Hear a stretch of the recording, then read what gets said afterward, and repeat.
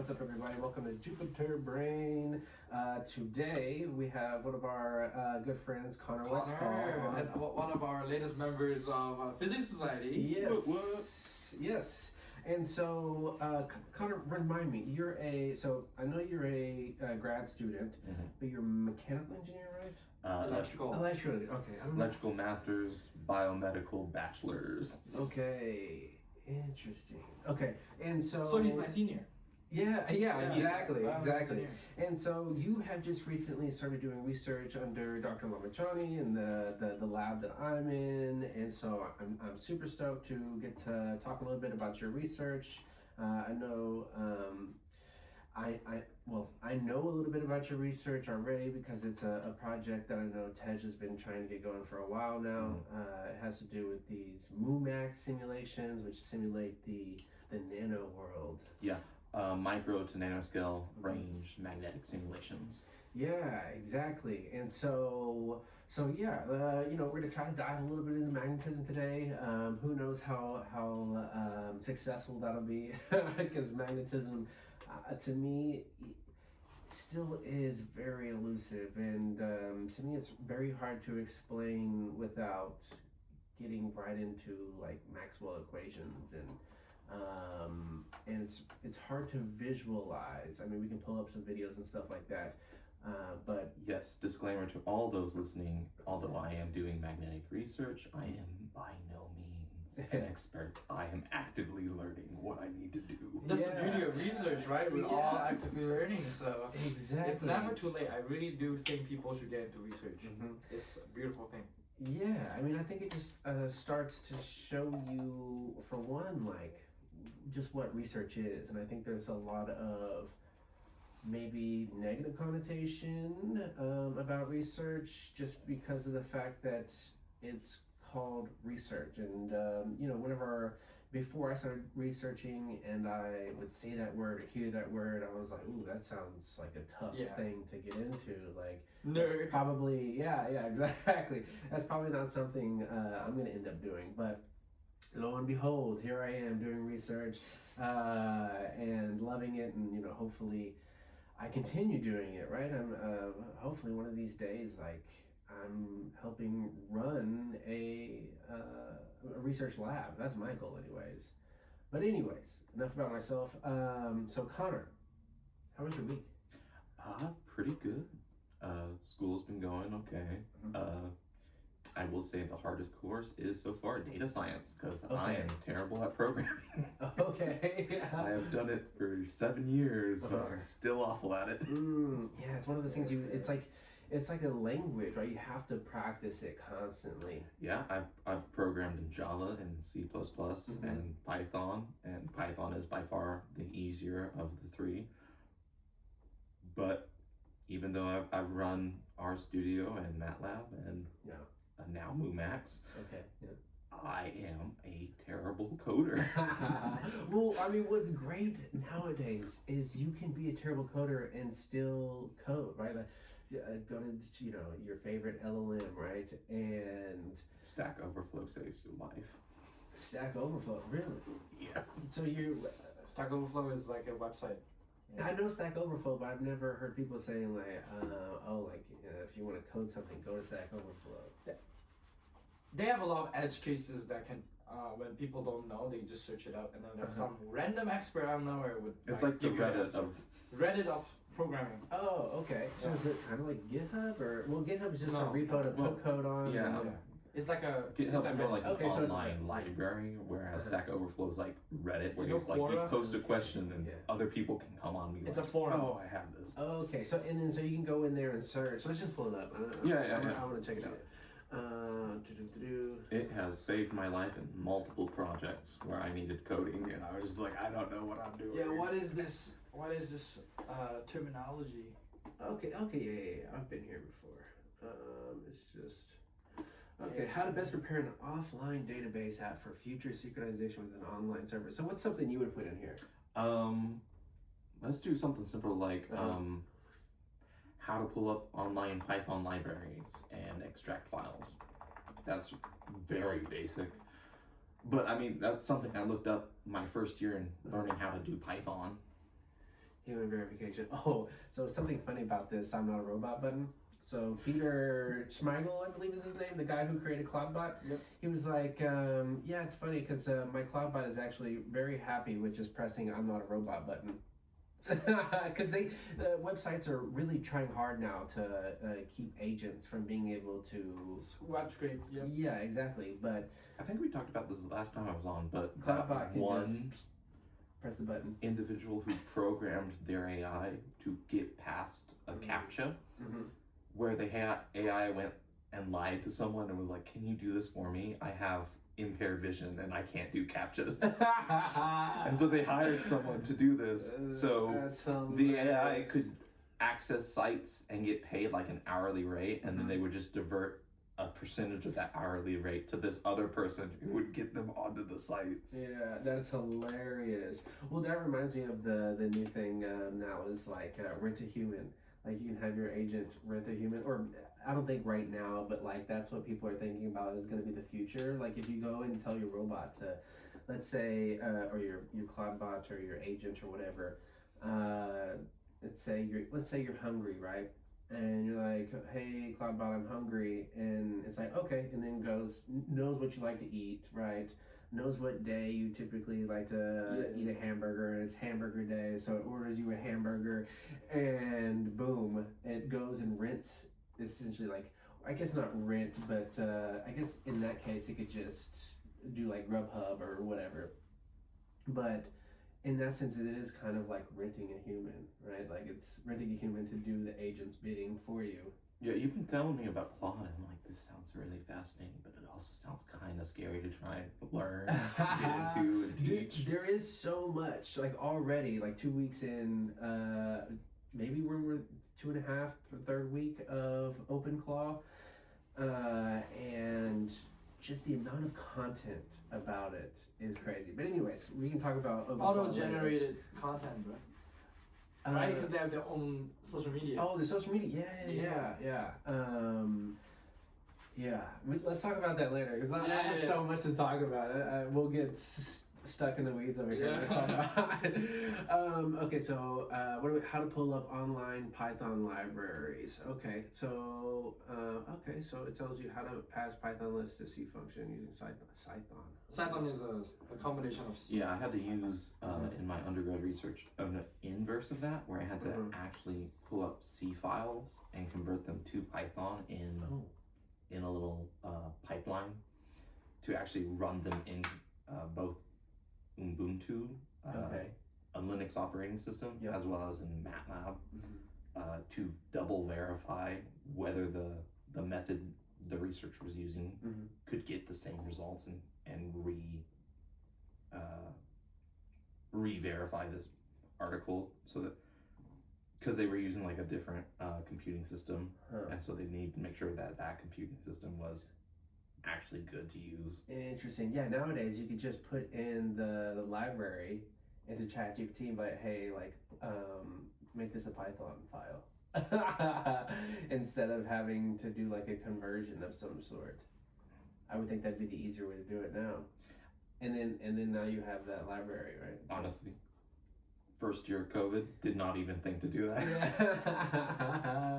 Heck yeah. Okay, so yeah, Stack Overflow. Okay, nice. So interesting. See, because whenever I have a coding issue, problem, question, whatever, like I immediately go to either ChatGPT or now it's Claude AI, because Claude is just super good at coding now. And then I've been going down the rabbit hole of OpenClaw so much that I've neglected Codex, and I've been wanting to try out Codex because I've heard so many interesting use cases for that. I've heard of people building their own like applications, websites, games, like one-shotting these very intricate coding websites. Websites and all types of things. And so yeah, I've been wanting to use Codex, and I don't know if it's like, so they have like Claude has Claude Code, which is like I guess like a CLI version. Have you looked into this? No. Okay. So, yeah, I guess maybe we should look up the difference. Like, what is the difference between, let's see here. Let's just go. CLI, command line interface. Yeah, but I wonder if I wonder if Claude Code is the same thing as their CLI. That's what I'm wondering. Let's see here. Okay, I know so, next to so nothing you about can AI. go to, let's go to this code thing. Code with Claude Anywhere.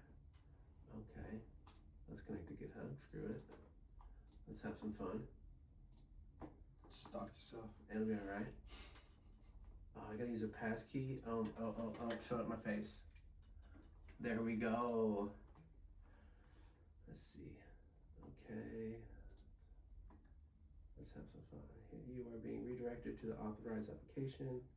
Because remember last time we pulled up the Claude CLI with Prather. Ubuntu. Yeah. And so this seems like it's already going to be something different. Okay, so you gotta buy tokens and stuff. It looks like select your work function. Engineering. What personal preferences should Claude consider in responses? Appearance. Are you going to the Claude Code? Interesting. Can you go straight? User interface. Genetic coding tool that lives in your terminal, understands your code base, and helps you code fast. Okay, so yeah, this is like the CLI? CLI. Yeah. Huh. I wonder what is the difference between the CLI.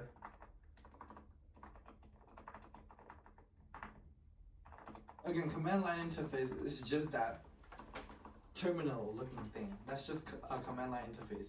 But a UI is when you have a separate software that can display graphics.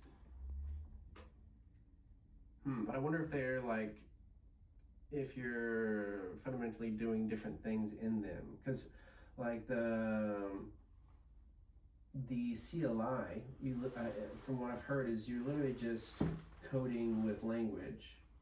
And so I wonder if it's kind of like, Cursor or like an IDE, right? I wonder if it's like It is that. like a. Oh no. Mm-hmm. Command line interface is not like an IDE. It is not.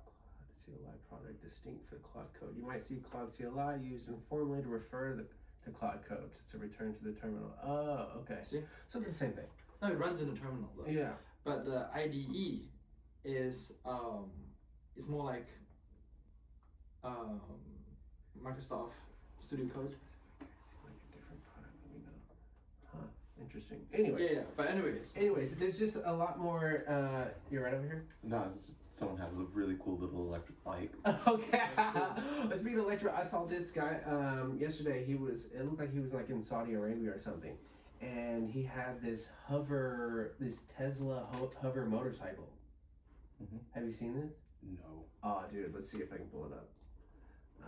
Let's see here. Is it AI generated content? Tesla. It may have been. I don't know. Tesla hover bike. I feel like it might be. Yeah, this right here. Look at that, dude. AI generated content, brother. Battery high. You think it is? I think it is.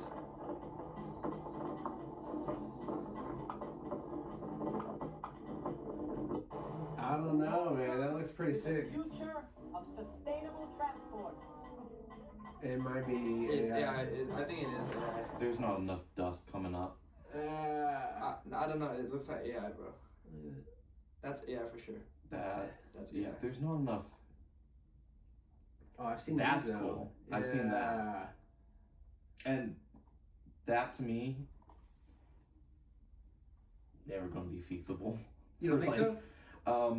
No, because like at that, So I think the flight time can only be like 10 to 15 minutes before they have to refuel the whole tank Oh.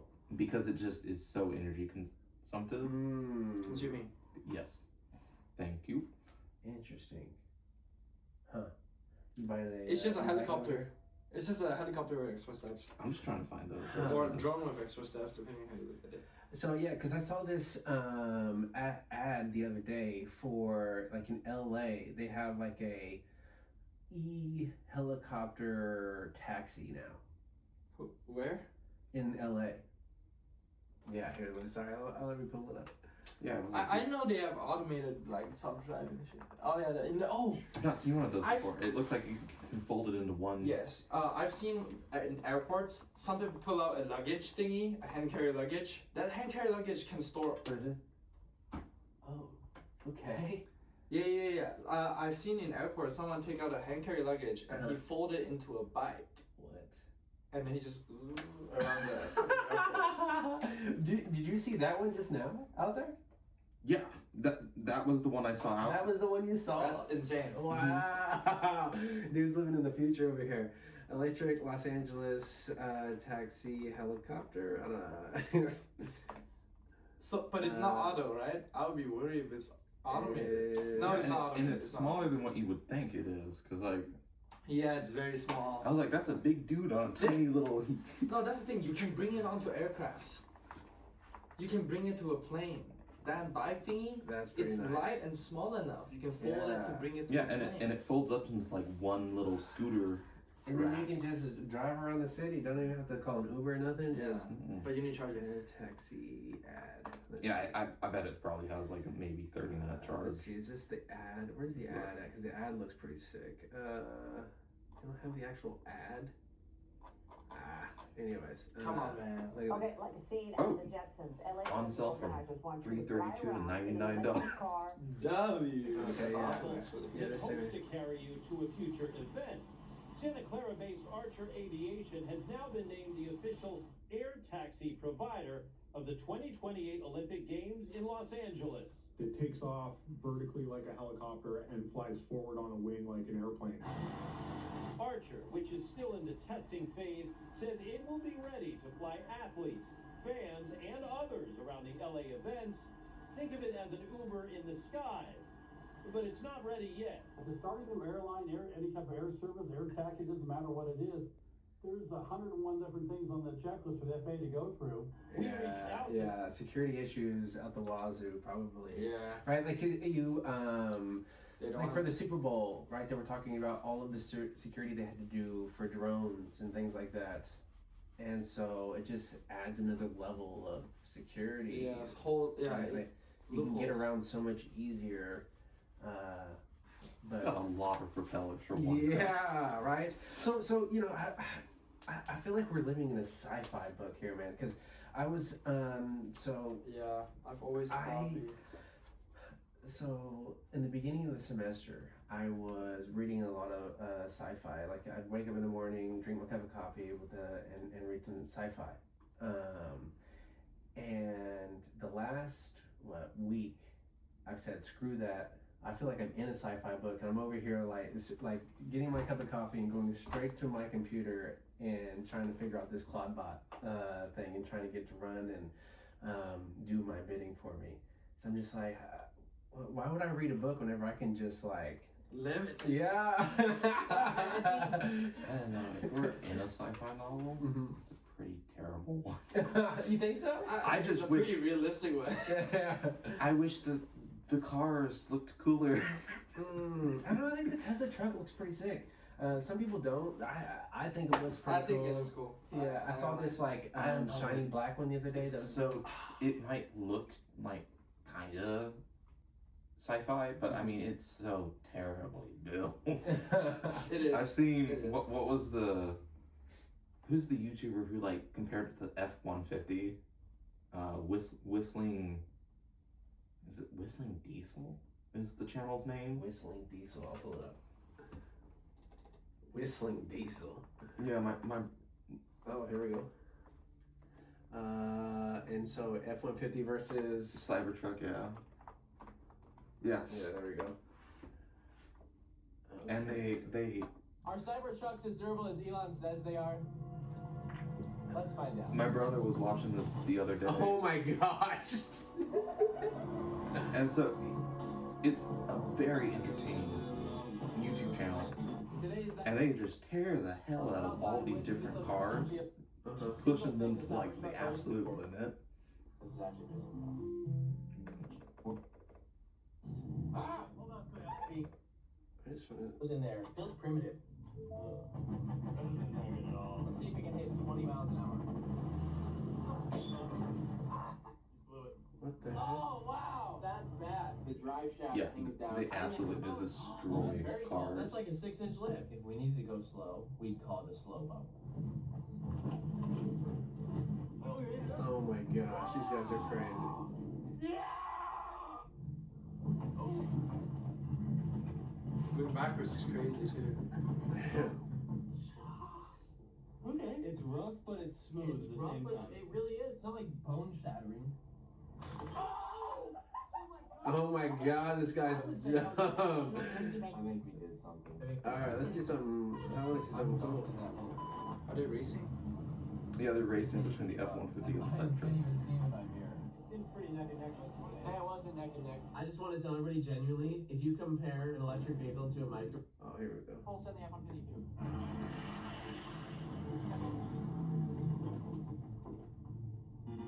maybe they're both just as bad. Okay. Hold it But up. before we get some air here, let's pop an LFGO. I've actually been using Okay, this. okay. Okay. Yeah, whatever. Alright, anyways, he does. Okay, so he turns the heck out of this thing. He tries to. I guess he stress tests the Oh, he stress tests every car he gets a hold of. It's very entertaining. Yeah, I can see that's definitely the way they're editing it, anyways. Yeah, I kind of like it. Interesting. Anyways, so Where were we? yeah. What were we talking about? There you go. So okay, so Sci-fi novels in real life, I think. what made you do research under Dr. Lamajani? I asked if he had research available, and he said yes. Okay. Heck yeah. Like literally, he was I think the first person I talked to this semester, and he was like, "Yeah, let's go tour the lab." And I do optics and I do magnetism. I'm like, both of those sound very interesting. He goes, Yes. "Okay, we will get you a project set." Yeah. And how quick was that process? Did he? 3 days. Yeah. Pretty much. Okay, just quick. First day I asked, I was like, "Hey, I am pursuing my graduate degree. Yep. I need a research project for either, because the UCO, it has either a thesis track or a purely research track where you do and publish an article and then they count that as your thesis or equivalent to a thesis." And I was like, so I need to do research no matter what for my degree program. And he goes, "Okay, let's go look in the lab." 10 minutes later, we were in the lab space. He was explaining everything that he has going on, and specifically optics and magnets were the two main research focuses that he had. And I said, "Those sound very interesting." He says, "Okay, I will put you in the group chat. I will try and come up with a project that goes over your background and your expertise and something that can get you out of your comfort zone as well. And then we will go from there." And so that was the first or second week of school. And then this Monday, he's like, "I have a project for you." So about between there, that was 4 weeks. And it's just been back and forth between me and him. Nice. So I know you were having issues getting MUMAX running on your PC. Have you made any headway on that? Yeah, so I've got it. So maybe could you maybe go into a little bit about MUMAX? Okay, so MUMAX is a free to use, free to download software package, and it is specifically to run micro to nanoscale magnetic simulations. And it's really fascinating because they use your GPU graphics card to accelerate the simulation. And so it uses, one of the prerequisites to run it is an NVIDIA up-to-date NVIDIA graphics card with an up-to-date NVIDIA driver. And then it will use your graphics card in conjunction with your processor to accelerate the time in which it takes to run these complex simulations. But you don't necessarily need it. You can run it. There's like a little, if you go actually up to the Wow, top. H100 can do so much. Yeah, throughput cells per second. What are the M cells? Is it million? Million cells per second? I don't know. Anyways, So okay, so go where? Go to the download section. Okay, never mind. Go up to tutorial. Now, if you scroll down, if you scroll up a bit, under the prerequisites, the left side, you need an video, but on the right side, you can literally just open it up in Google Colab. That is significantly slower. I've tested it. So, because you're running it through Google Colab, you need to have different lines instead of accessing files directly from your own file folder. It will actually go to the GitHub page where the online library is located and access it through there, and then just run it through Google Colab to run the simulation. It is much slower. You don't get the assisted graphics card acceleration, but it will run the simulation. It won't run it as fast though. Would you have to have the Google Collab, like the You need to have access to be able to open more than one notebook at a time. Yes, you would need the premium version, and to get all of those GitHub files. Yeah. That's just a code line where it tells you where you tell it. See, if you open that up right now, it will automatically open up onto an example problem preloaded. And then if you run through the code, you'll see. Yeah, here, let's press play on this bad boy. Okay, run anyway. Let's go. Or actually, you can do runtime. Where is it? Change runtime type. Okay, so we're using T4 GPU. Yeah. So if you have the premium, you can run things on H100s and stuff like that. How much is the premium? I think it's like $15 a month. I don't know. I don't know. I've never looked to get it.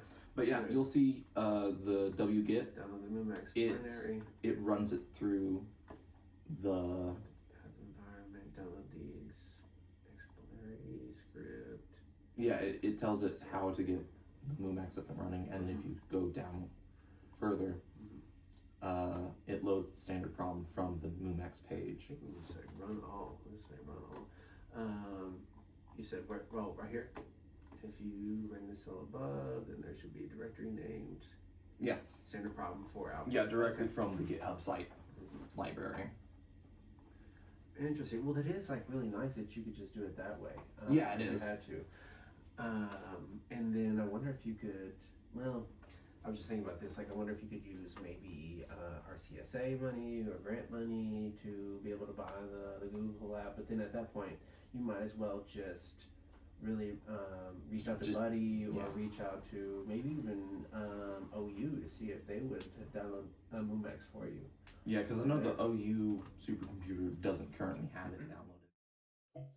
Hello, space travelers. Want to look sharp while bending space time? We've got brand new Physics Society t-shirts. The clean graphic tee is just $20, and if you want to drop some Einstein-level wisdom on the back with this quote, "I have no special talents, I am only passionately curious," that one's only $25. Rep your curiosity, rep the cosmos, and support the Physics Society. Grab yours today before entropy takes over.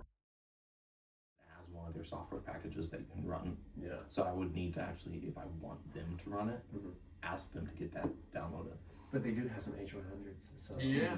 It's cool they have H100s. But yeah, okay. So what? Have you gone through all the practice problems? Like, yes, I have. whenever I was doing it, I wasn't really paying attention to what the actual practice problems were trying to do. Have you got into? Yeah, because they have all the practice problems code preset. If you go back to the MuMax page. Yeah. Oh, okay. Just hit the Like they have all the code on the examples. All the practice problems are already set up code-wise. Hysteresis loop, geometry, and magnetization. So I'm just trying to rotating cheese. I liked this one. This one's fun. Yeah. I'm trying to understand because when my research project starts up in full, I need to be able to run these commands and know which commands I need to run in order to get data that is actually necessary to get. I don't know Yeah. how to better say that. Yeah, because these You need to be able to pull it up instantly, right? Yeah, So you- I need to know what I'm doing and how to do it. Like second nature. Yeah. So it's probably good to figure out what each of these scripts are doing, and then how you can leverage that. Yeah, because I need to understand what Bmax, what B._ext, what these variables mean in terms of the magnetic property of the material, and I need to understand. Oh, that's cool. Yeah, it's really fascinating what MoonMax can do. Wow. But you could probably just go to the GitHub, right, and then go look at all these functions and things like that. Yeah, and then the paper too, man. I need to understand what math is needed. Yeah. Let's see here. Yeah, because here's some more output. Where's the cheese one? Oh, here's the cheese one, Albert. Which, I mean. Yeah, it's really fun. It's really colorful. Is this? I wonder if this is like to show defects or something like that. Yeah. I assumed so. Yeah. Like how holes in a magnet would affect it. Yeah. Sure. Interesting. Yeah, so these I've sort of run remind me of like skirmions almost. all of these example problems that they have pre-shown through Google Colab, and I'm started trying to run it on the computer in the engineering den. So like I've done all these example problems. Okay, nice. I'm really just trying to understand what it is they're doing. The Voronoi tessellation. What the heck? A lot of buzzwords that I'm trying to understand the definitions of as well. What the heck is this?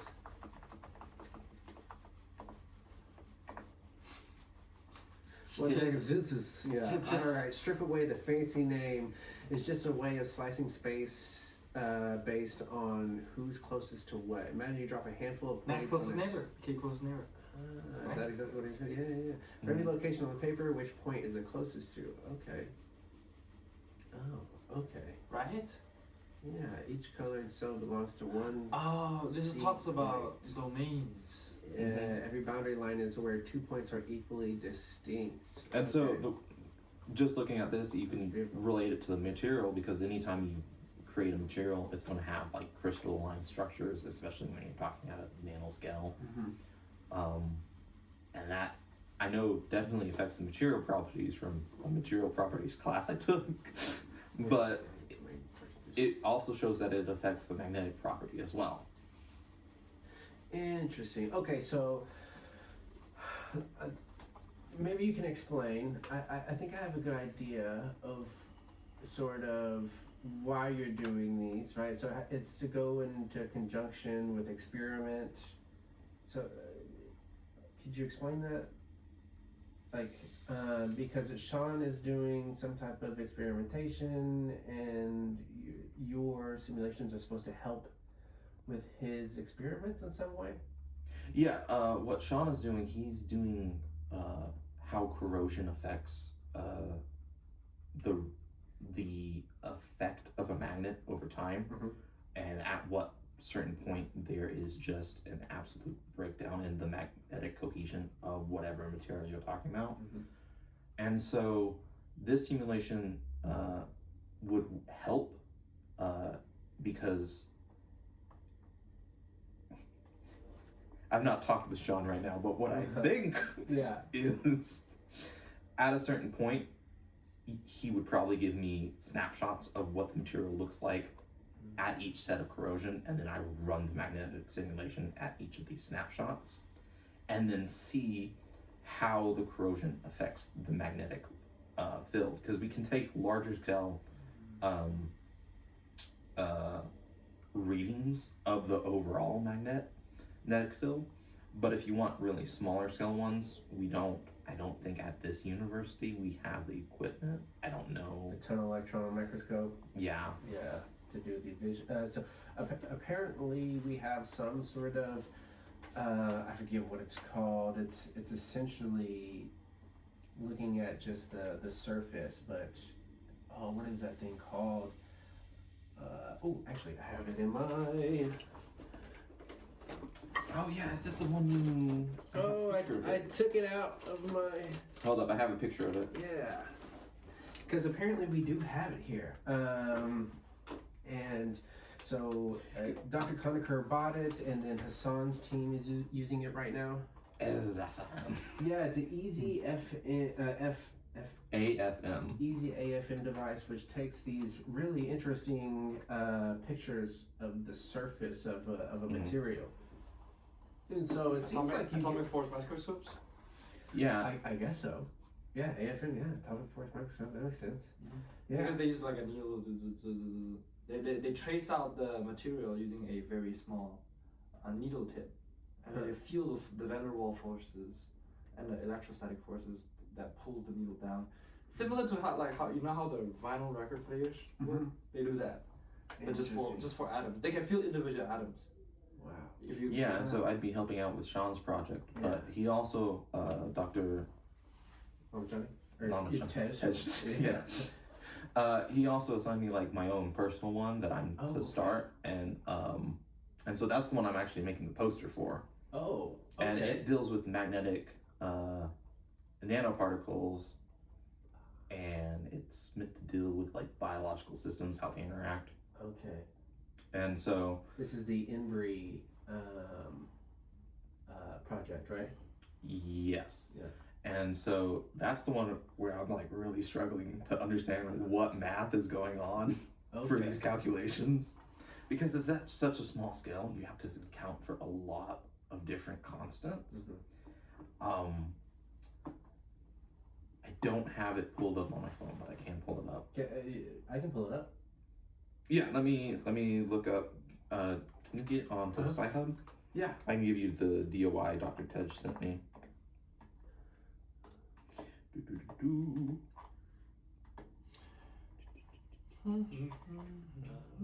Right, Sci-Hub, like a paper. It's to look up paper. Yep. Right. Yeah, we used to pull out papers. Okay, I think is this the right one? Or we can probably just look up Sci-Hub and then. I don't think this is the right one, is it? Anyways, so you have a DOI or something, or a?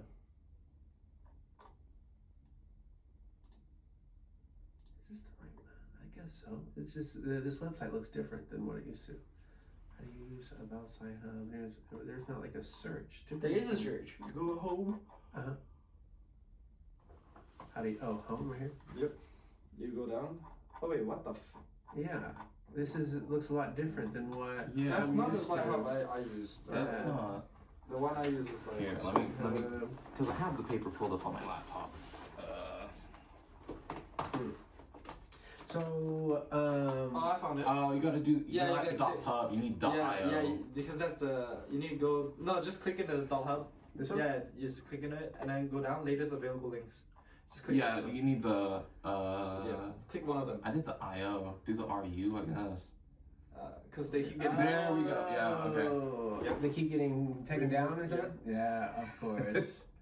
Yes, I have so. I mean, Why do they? Because They hate us. That's what it is. science needs to be open source, man. it But does. the problem is those publishers, if you pay them to publish. Yeah. Yeah, and that's the point. And that's the thing, though, is you do pay a lot to publish in certain publishers. So. And that's when they open source it. But if they publish it due to an exclusive event, they don't open source it.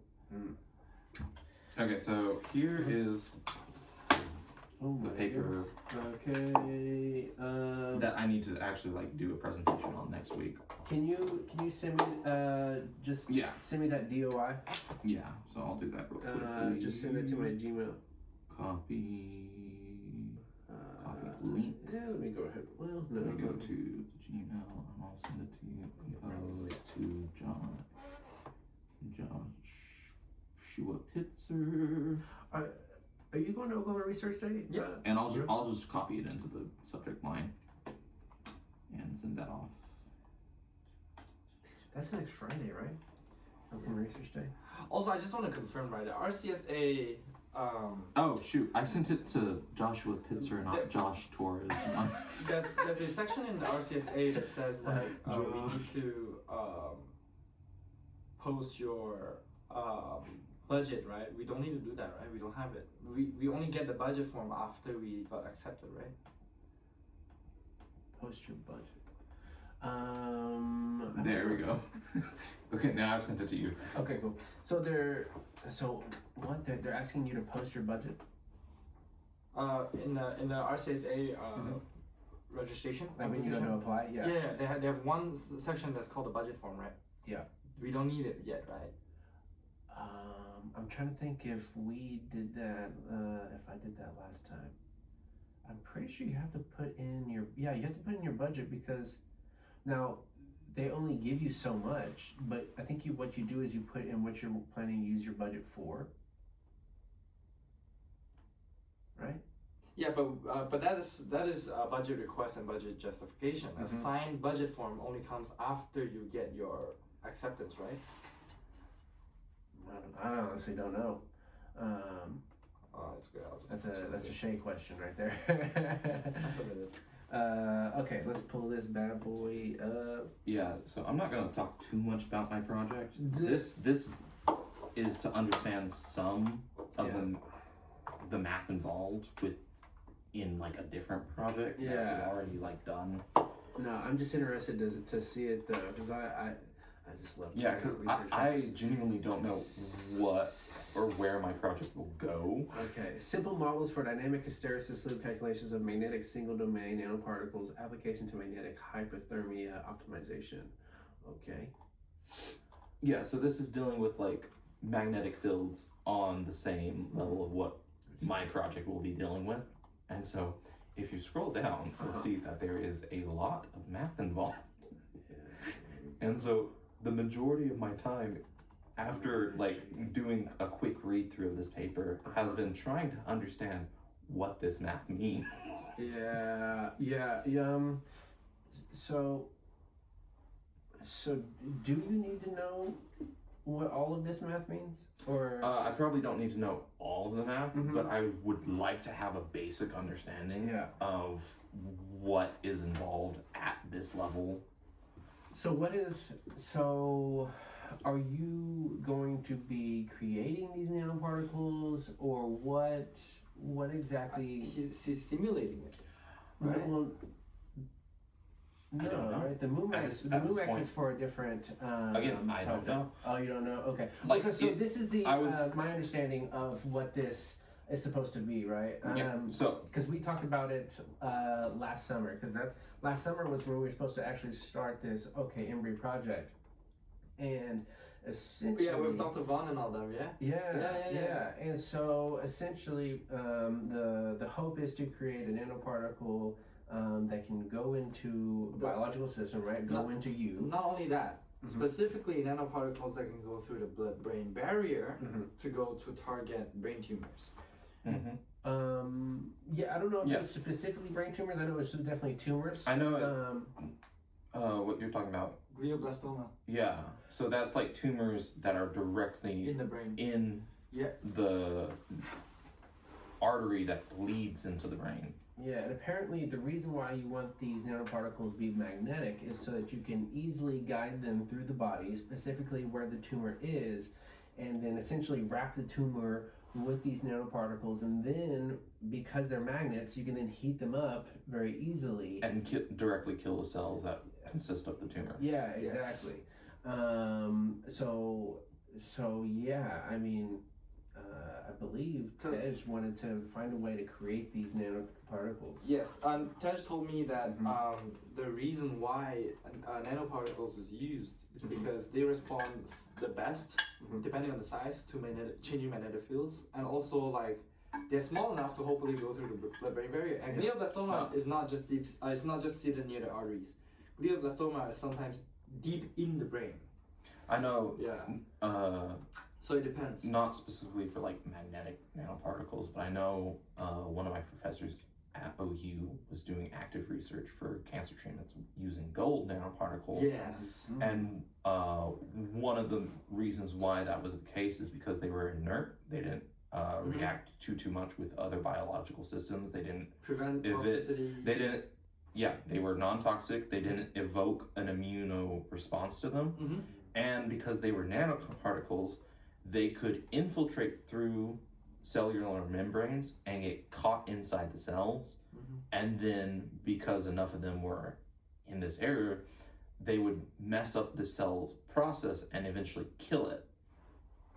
And then one of the reasons why that was great is because they would stay inside the cell, and because a dead cell does evoke an immune response, that dead cell that they were inside would be flushed through whichever process, whether it was the urinary tract or other waste disposal process inside the body, and just get flushed out.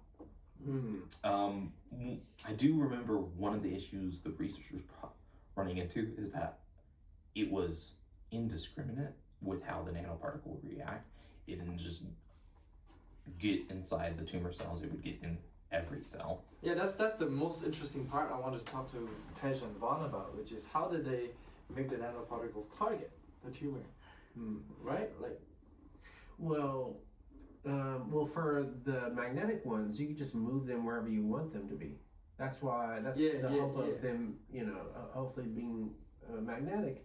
But my thought now is, when you talk about toxicity, is iron not like, a lot of the best magnets, right? Iron, boron, neodymium, and it's like, so I'm kind of like wondering, like, okay, what kind of magnets are you going to use? that's why they don't know, because right now and that's where the simulation would come through, is we could choose which material it would be made out of, depending on whichever. I need to understand which and that's where constants within the MUMAX simulation represent these material components. But then we could do simulations on these different materials types and see which one has a greater magnetic magnetic or spin or magnetic field, strongest strength. Yeah, magnetic strongest strength being non-toxic. Yeah, and also the toxicity part is where Dr. Vaughn comes in, because he's the one that's working with the cell cultures. I see. Yeah, and so that's when you're like, you asked me what I'm going to be doing, and I was like, I don't know, because I learned about this Monday. So you're in your second semester, right, of your master's? Yeah, this is my third. So I got a year to work on this, pretty much next December, and then maybe like a year and a half if I need to like go overtime and make sure that this is top notch. Wow, that doesn't seem like a lot of time at all. No, I'm just thinking, It's not a lot. I mean, you look at it, it's like, I got a year to do this. It's like, I need to do this. And like, it will take as long as it needs to take. Yeah. So like, I'm in here for the long haul. Yeah. So whether it's a 2-year master program or I take 3 years, it's really just a money issue at that point for me personally.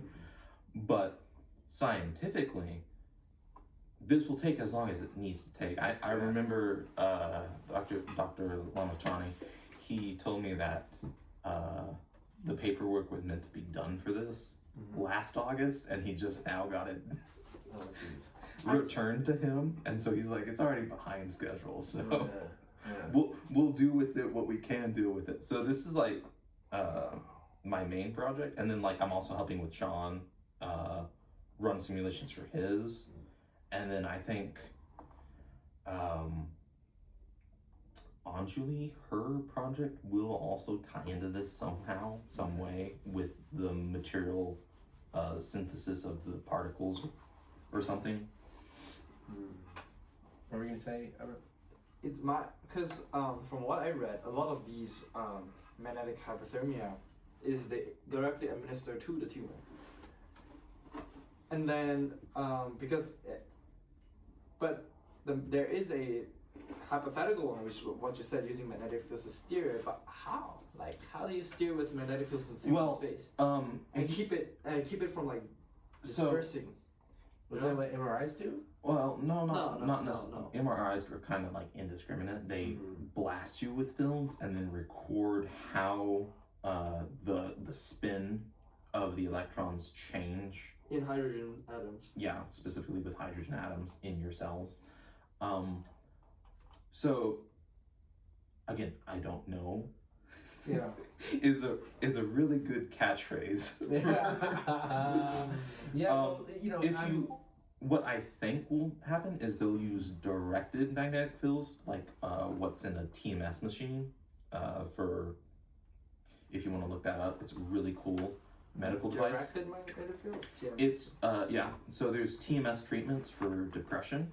Transmagnetic. And so if you look up like an image of it to really quickly understand, what they the heck? Look at this. They put you in a chair and they have a helmet, and then they have this little wand, which is either like a single. That's ridiculous.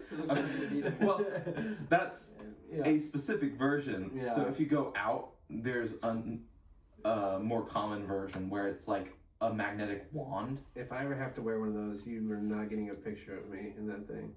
And so, if you scroll down, this thing. Yeah, that thing. It's a wand that they position directly against your head, and it's these two electromagnetic coils, or sometimes one magnetic coil, and it's really strong. It's a really strong electromagnet. And so they specifically, where they set it on the head and the power they pump through it will affect the region and the depth at which the field will penetrate into you.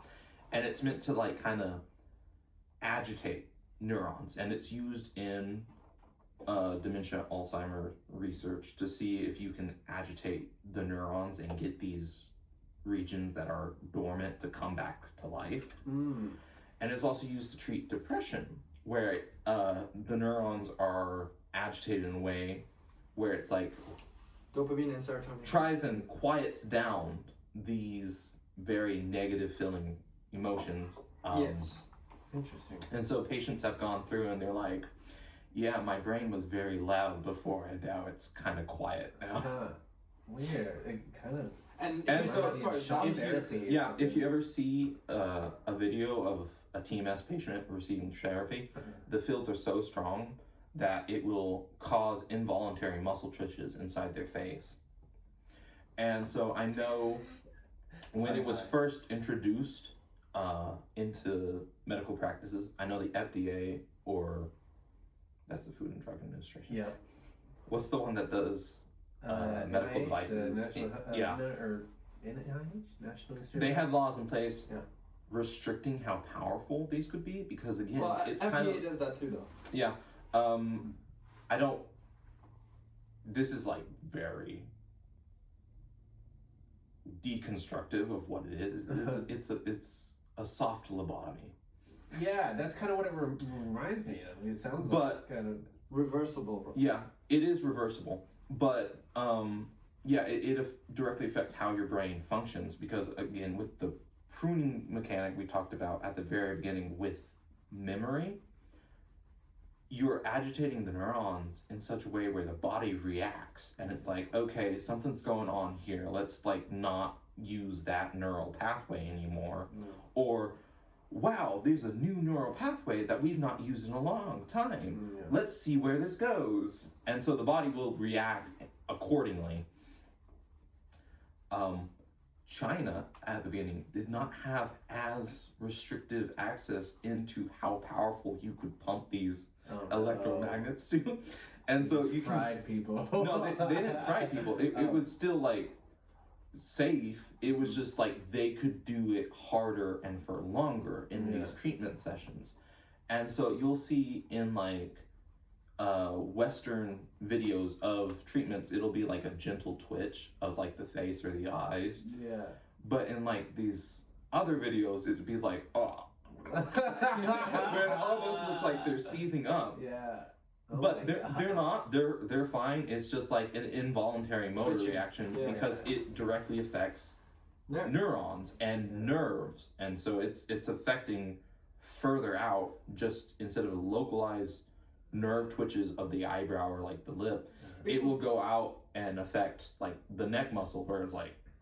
Oh my god. Speaking of which, I think you should pull up the video on like they levitated a frog in the world's strongest magnet, one of the world's strongest magnet. Like Levitating a frog. But that's how they might agitate the nanoparticles inside the blood-brain barrier. Is through like some device like a TMS, where it's a directed magnetic field. Hi. Yeah, and what they found is mice and frogs that were levitated in this strong magnetic field. At first, it's what he said, where they were confused, they were disoriented. I mean, obviously, you're levitating a strong magnetic field. But once they come out after they rest for like a half an hour, so they're back to normal. Weird. Yeah. So that they just lose So function. they like what? They get grounded and all the magnetic stuff goes down home. Or? And like the way I said, gentle lobotomy. Lobotomy is a very terrible word. With a lot because of a lobotomy historical is baggage. you're literally pulling some of the brain out. TMS right? treatments, you need multiple months with multiple sessions per month to get noticeable responses. Like, if something goes wrong, you can pick that up very clearly because they monitor you throughout 6 month period and record your behavior. Yeah. Baby steps. Yeah, That's baby what it feels steps. Like, yeah. They found that some. Oh, you play it. Yeah, let's It's play fun. it. It's fun to Let's see do the frog float in the. They levitated strawberries. They've levitated a lot of things. If you have a look here, So they put a little froggy. poor guys.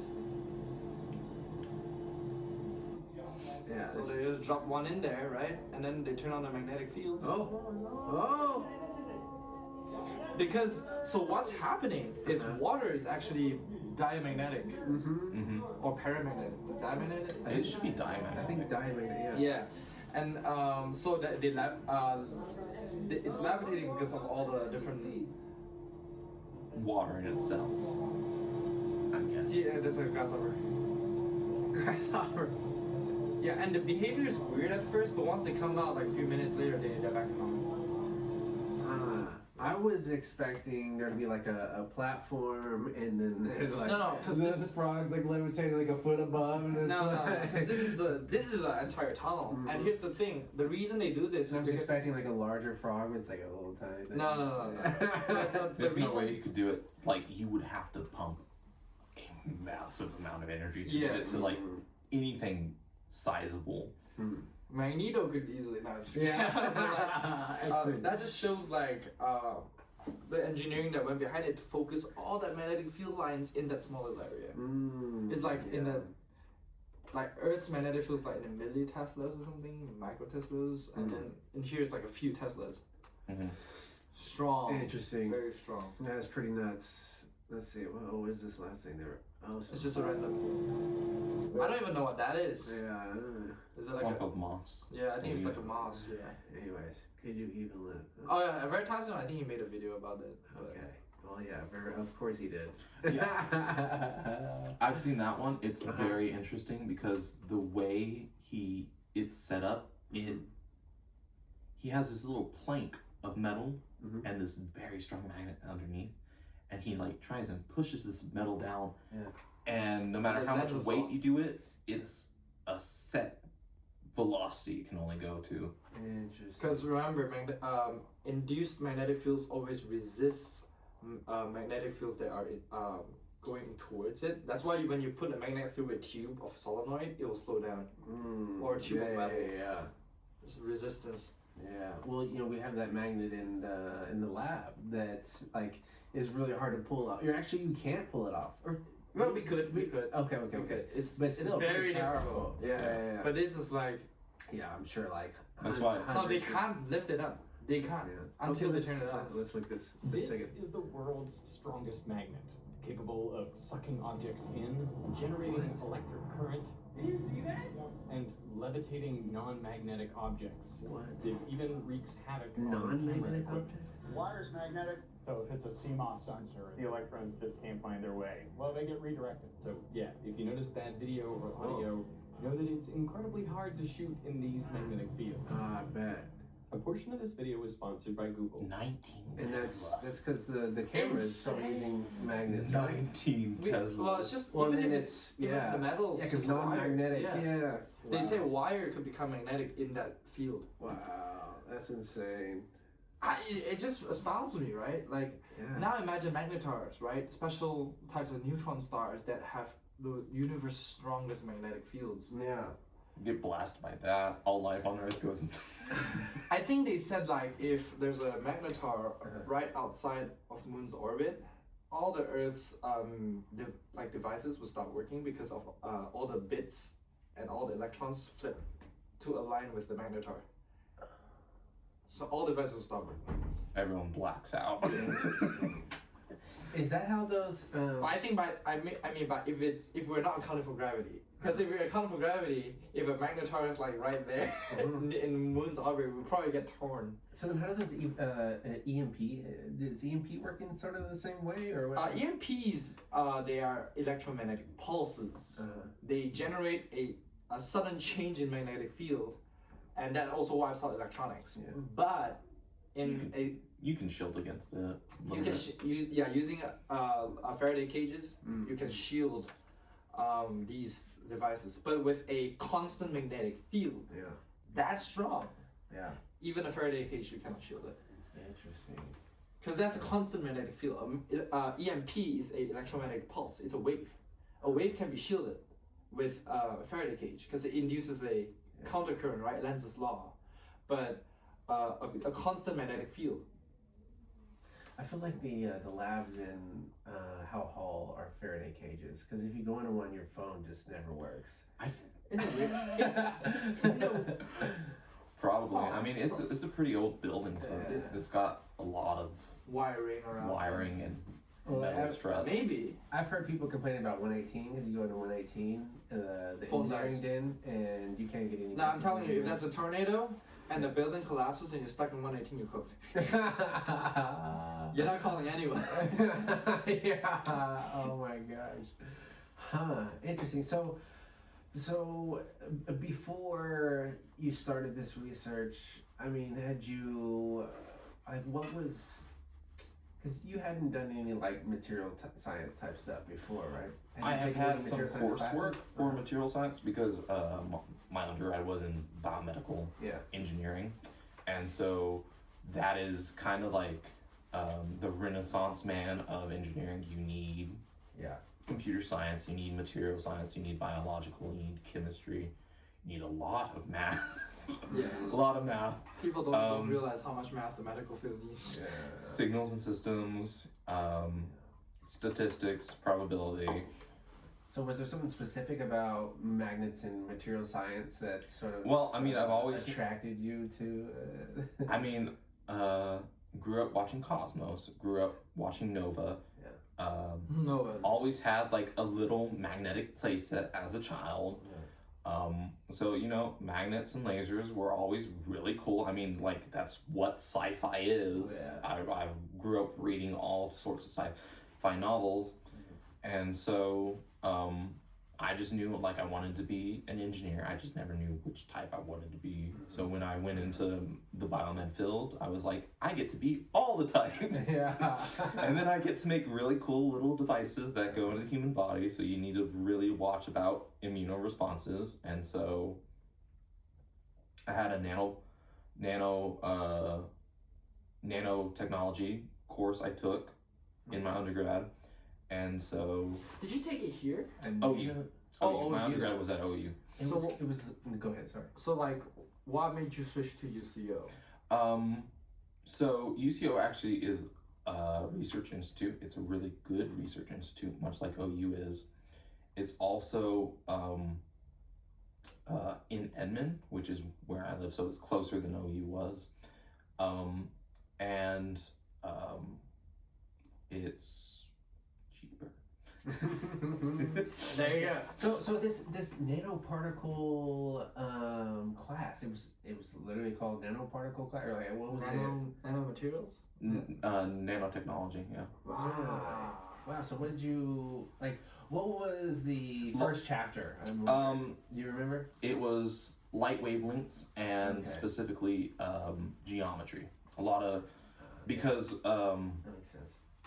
Certain nanoparticles, even though they're all made out of the same material, depending on the size, they will look like different colors. So You can pull it up. Silver nanoparticles. Yes. Mhm. That's because of plasmonic resonance, the one I was talking about just now. because they interact with light differently, and also that was like a lead into how they also interact with Colorful. They're such colorful Oh, colorful. colors. the physical Yeah, world yeah. differently. That's different. So if you go scroll down, that's beautiful. That's more prettier ones. Yeah, over there. You see that? So they're all, even the middle one, they're all silver. They're all silver. It's just different size. Hey, on Applied Science, I'd like to show you these silver nano prisms. So wait, so what's your favorite part of nanomaterials, like nanotech? So this was like right after COVID is when I took this course, and so part of the course was also talking about lipid bilayers, and we went into RNA, and specifically the creation of the COVID vaccine and how it was an RNA-based vaccine. Oh wow, okay. And how it used nanotechnology to create these little lipid bilayer containers to hold the RNA vaccine vesicles, right? Yeah, vesicles. Thank you. I'm such terrible with the names and terminology. No, it's okay. That's why we have Albert here. I'm a autocorrect. Yeah. But I think but you know the concepts, and I think that's the more important thing. But the terminology, yes, we need it for communication. But at the end of the day, when you're doing research yourself, Yeah. if you know the concepts, you're good. Yeah. If you got it right in your head, you're good to go. Yeah, it's like last semester I was trying to do some of the it wasn't DAC, it was the one after DAC. It was DSP. DSP. Yeah. Homework with you. I was like, yeah, we just do this thing and then cross multiply. And you're like, and you looked at me and you were like, you mean, and then you spouted off the name of what we had to do. I was like, what did I say? Did I say something? And you're like, no, what we need to do is this, and then you did it on the board. I was like, I just said that. And then I showed you my notebook of what I did. It was the exact same thing. Yeah, I don't know why I get so frustrated with some people, and it's probably just a fault of my own. I'm just like, be specific, but I get it. I think it's autism. Maybe. But no, I mean, so what were we talking about? You said okay, so the vesicles, right? The whatever Alan said. And so the lipid bilayer that it's delivered in the vaccine, where it's this like sphere of lipids, and inside the sphere is all these little RNA molecules. It will be delivered into like a shot intravenously, and then these little lipid spheres will go, and because they are not marked with any again, I'm running into terminology. No worries.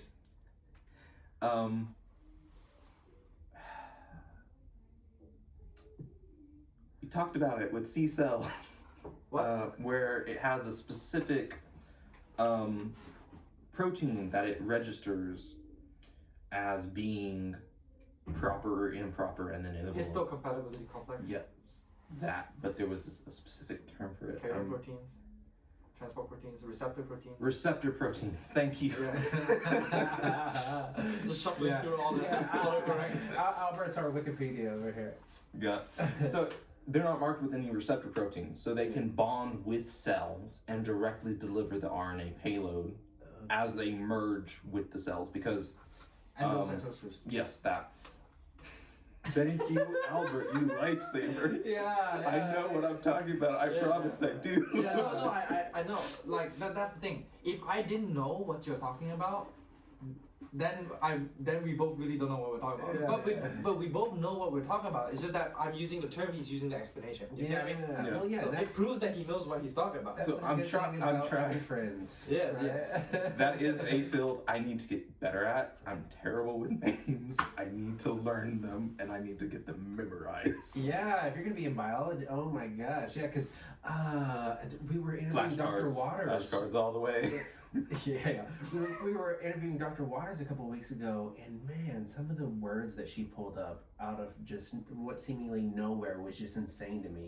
We stared at each other. We're like, Yeah, because in chemistry, there's like so many like crazy elucidation. words. That's a new word. I used to carry around like a little keychain flashcard Okay. where I would be like, these are words that, because I would go to study group sessions. Yeah. And I would just sound like a raging lunatic because I didn't know these. So I started carrying around this little keychain of tiny little flashcards that I could just flip through and be like, so now you don't sound like one, you also look like one. yeah, and then like I stopped, I graduated, and I was like, I will go into the work field. I don't need this anymore. That's hilarious. And now I'm back doing a master's. I'm like, I need to make a new one of those apparently. Well, so that's what's interesting is, you know, putting all the politics and stuff aside, like, you know, people talk about the mRNA vaccine as just a crazy technological breakthrough. It really was, but they also talked about it because a lot of people don't understand how it works, and so there was a lot of fear mongering at the time with the anti-vaxxers. Yeah. And they're like, it's going to change how your DNA operates. I'm like, that's not. I definitely ran with that one. There's no. That ain't how it works. That's. Please be quiet. Okay. So wait. So it doesn't. So can y'all explain to me why it doesn't? Okay, so RNA, DNA and RNA. Yeah. DNA is in the nucleus. It tells your body what to do, how to do it. It's the instructions for everything. RNA will never enter the nucleus. DNA will exit the nucleus. An image or and be copied. Do transcription. Yeah. And translation. So DNA can be copied, and then a section of that copied DNA will exit the nucleus to then tell things how to create RNA, and then that RNA will go out, mRNA, and tell the rest of the cell, rest of the body, what to do. Okay. But at no point in time will RNA ever enter the nucleus. It is much like the blood-brain barrier, barred from crossing. Yes, and unless it's a retrovirus. Okay, retroviruses are a special kind of virus that it will embed its DNA straight into your cell. Well, there's a lot of stuff in between, but it goes into your cell. They replace your DNA, they cleave it open, put it back in there, and then they start copying itself, and that's called retrovirus. Now, that's a very special case. And like the Human Genome Project, it's mapped out the full human genome, and we've caught sections in our genome where we have looked through other genomes and we're like, that's not human. That is from a retrovirus millions of years ago that just, it's a segment of DNA that just got copied over, and it's completely inactive. It doesn't affect any transcription of who we are or what we do. It's part of our junk DNA, but it shows like a history of retroviruses attempting to attack humans, and then humans being like, whatever. We take it. In 8 to 10% of our human genome comes from retroviruses, and they call it human endogenous retrovirus DNA. But yeah, RNA vaccines, very, very cool. Was a giant leap forward in vaccinations. For mankind, will never affect how your body functions. Outside of specifically telling it to create antibodies for this specific thing. Which is why you get immune response. Like, you'll produce antibodies, some people get fevers. That's an immune response, that's fine. But it's not changing how your DNA is working. And RNA does go away. They have a there's only a limited amount that it will, and it will immediately tell your body, this is the antibody you need to produce to kill this thing, and then the body will do that, and then stop. And it's done. Yeah. Well, I guess I'll take y'all's word for it until the next time I go on Reddit. My follow-up question on that is, you know, I've also heard that maybe it's not the mRNA, you know, function itself, right, or the technology itself. It's the things that are also in the vaccine, like aluminum and the carriers, the media. that can be extremely harmful to you? So I don't know a whole lot about vaccines in general. I took a specific course that told me about mRNA vaccines. Yeah. I know how vaccines work with deactivated viruses and the sheaths of bacteria. Yeah. But what you have to understand is those aren't proper viruses or bacteria that it's giving you. They're giving them samples. They get a culture of the bacteria that is causing whatever disease or infection is going on. They will lyse it open, kill it, and then flush out all of its insides to where it is just like the lipid bilayer that contained it. Empty shell, basically. And then they will flush that empty cell into some type of carrier solution, and then that is what the vaccine is. Once it enters your bloodstream, enters your body, that shell has protein receptors that will trigger your immune system to catalog it and then enter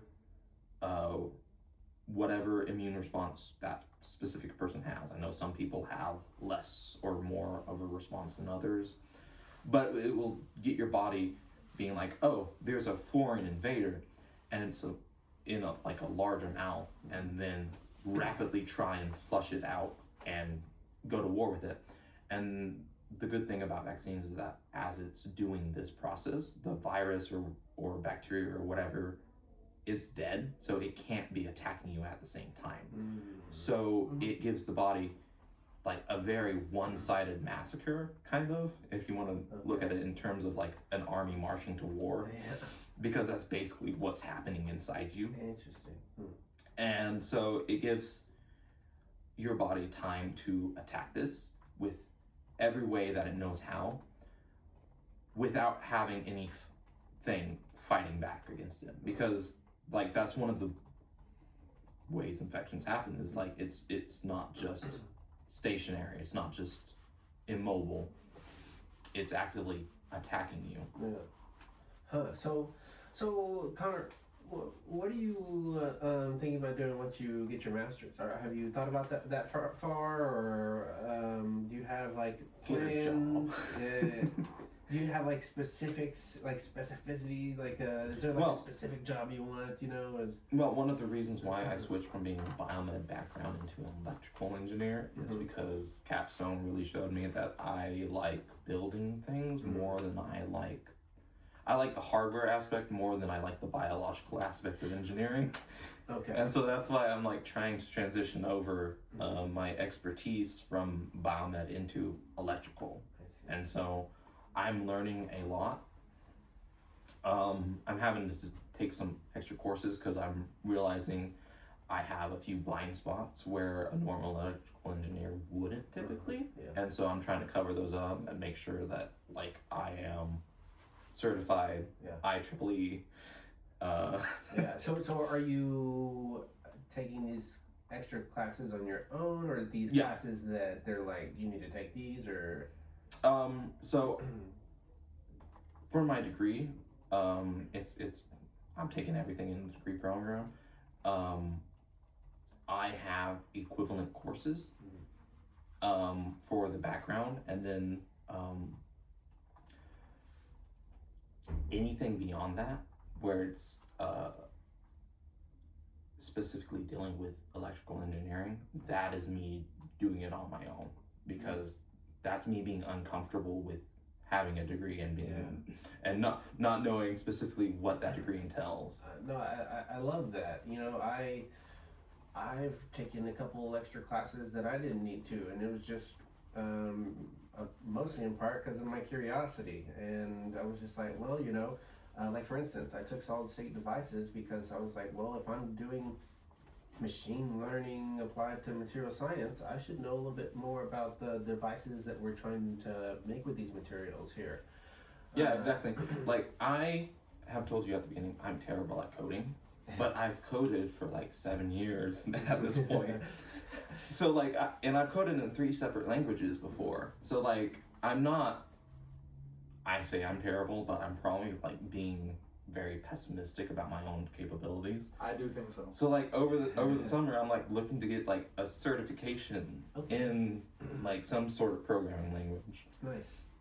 Yeah, well, I mean, you through 7 years of doing it, at least you're probably not having to worry about, you know, like probably you probably have a favorite IDE maybe, right? And you probably know how to run the code multiple ways, right? You probably know your ins and outs of like. Yeah, I can make a library. I can make text files. Yeah. So Whatever I can find out how to do this, and it's not hard. It's the like with Mumax, it's the immediate recognition of what I need to do and how it would need to be done. Yeah. Like, I know how to do a lot of different things. Yeah. I just need to understand in which scenario they would apply. Yeah, I see what yeah. Interesting. Yeah, and that's what's kind of, you know, interesting about coding is it is extremely useful, right? Not necessarily the act of being able to how to code is what I'm sort of alluding to, but like what a program can actually do for you, right? Like run simulations, right? Sort of explain graphically the universe around you in whatever field you're, you know, wanting it to explain to you, right? Like, Exactly. One of the best classes I probably took in my undergrad was a network modeling course. okay. And one of the projects in there was I had to simulate a C. elegans, which is like this little worm neural network. And then so I did that in Python, and then I just had to create a bunch of different data. I had to like understand what was going on and then create codes to break this into data segments and actually like create scatter plots, create bar graphs, create heat plots, and understand what all these different plots represented for this network. Where was the network hub? What was going on? So like, what was this worm doing at the time, and specifically which neurons activated for this activity? Yeah. So the C. elegans, is that the thing that we know, like we can map every neuron in? Yeah, Because it's this worm. They're stupid. They're whoa, anti-worm guy over here. they only got a few hundred neurons. Yeah. But to be fair, they won a lot of Nobel Prizes. Yeah, exactly. Wait, what? We had a lot of neurological data to work with because there's actually a directory where you can pull up a bunch of data on C. elegans neural networks. Okay, cool. A lot of Nobel Prizes won because of C. elegans. I want to check out these C. elegans. And so there's this data Flatware. storage. There's this website with a bunch of data on C. elegans, C. elegans. and you can specifically find all these different neural network maps of the worm, and you can offload that and then run your own little simulations with these data sets. That's cool. That is cool. Interesting. My favorite is flatworms. Oh really? Yeah, flatworms is it's the. You have a specific flatworm you like that I No, can look up? sure they all look the same. So I don't know, the hammerhead flatworm. oh, I hate that. There it is, right there. Yeah. Oh, this This is right one. here? Yeah. Up to the right, yeah, that's the hammerhead. No, this is just It normal. looks- Well, that's normal. He looks If you go back. cross-eyed, don't he? Oh well.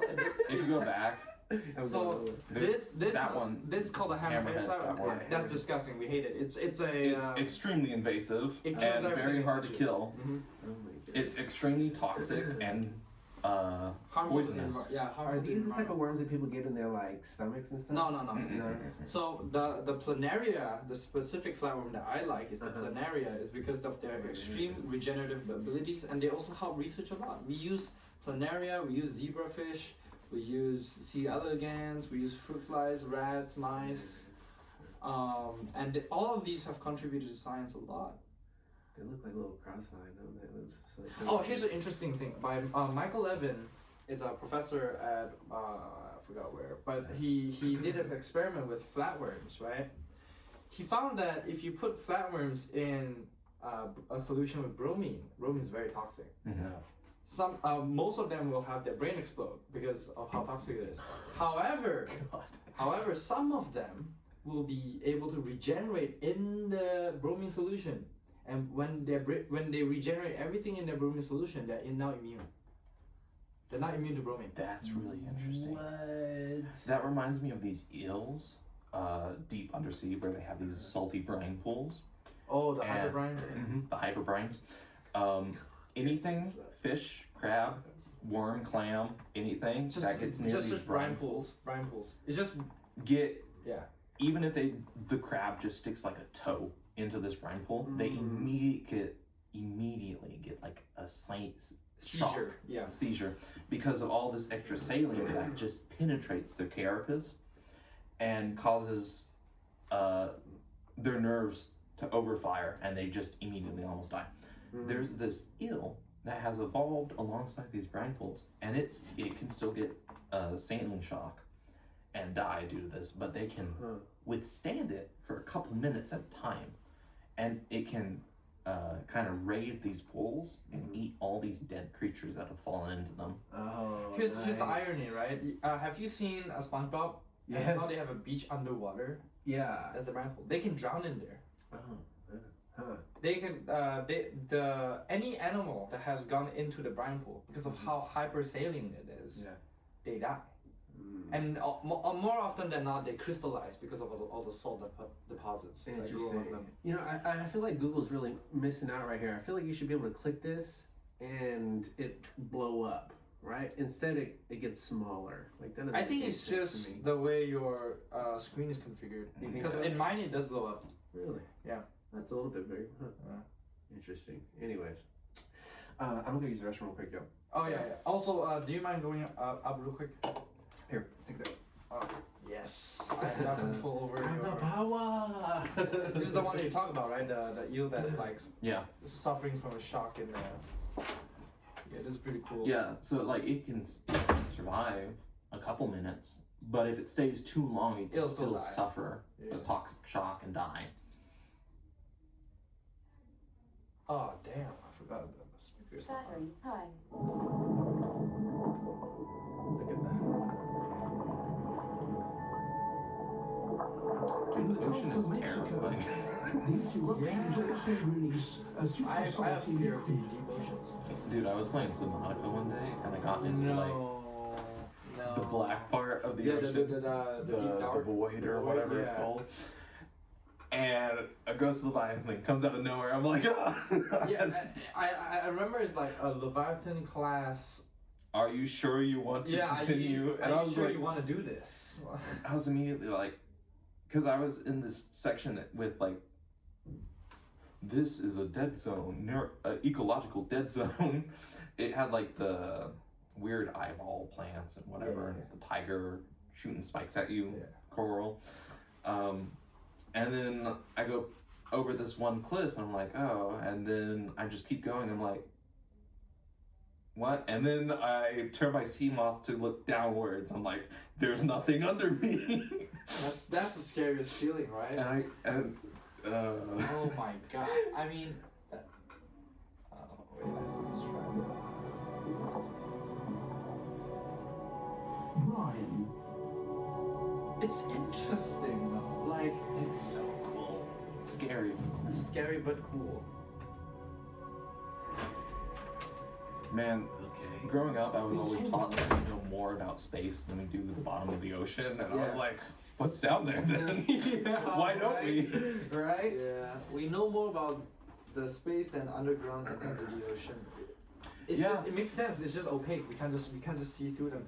But I remember thanks to seismology, like they use sound, like ultrasound waves, radar. Not just that, but LiDAR, and then there's this one where it uses cosmic rays muons. Yes. Because they don't interact with anything; they just pass through the entire Earth and everything below it, and they just kind of move out of place. Yes, they have high penetrative power, but they interact very easily. It's just that space is totally volatile, right? We get cosmic rays everywhere, every direction, all the time. Everywhere All at Once, or what is that movie called? Oh, everything everywhere all at once. Yeah, it's one of my favorite Great movies. I was just thinking, I have 2 keyboards and 2 Wi-Fi mouse or Bluetooth mouses. I think I'm gonna try to bring them next time, and so we can just easily both look up things. Yeah, and also, can you like forward it a little bit? Forward? We Okay. want to show you like how the eels can like. Just forward a little bit, forward a little bit more, a little bit more. There. There it is. Okay. Yeah. So Let's go. look at the eels. Cutthroat eels, scavengers, come to the shores of the I Brine love this Lake guy. in search of something edible. In search of something edible. Wasn't he knighted, by the way? I don't know, but I love Some listening to any of venture his into the narrated. brine. He's so good at what he does. Yeah. Yeah, I vaguely remember he was knighted, wasn't he? That would be cool. We can look at that. That's awesome. Oh wow, that is beautiful. That is that just like tricks the brain. It's like a pool inside of water. Like what?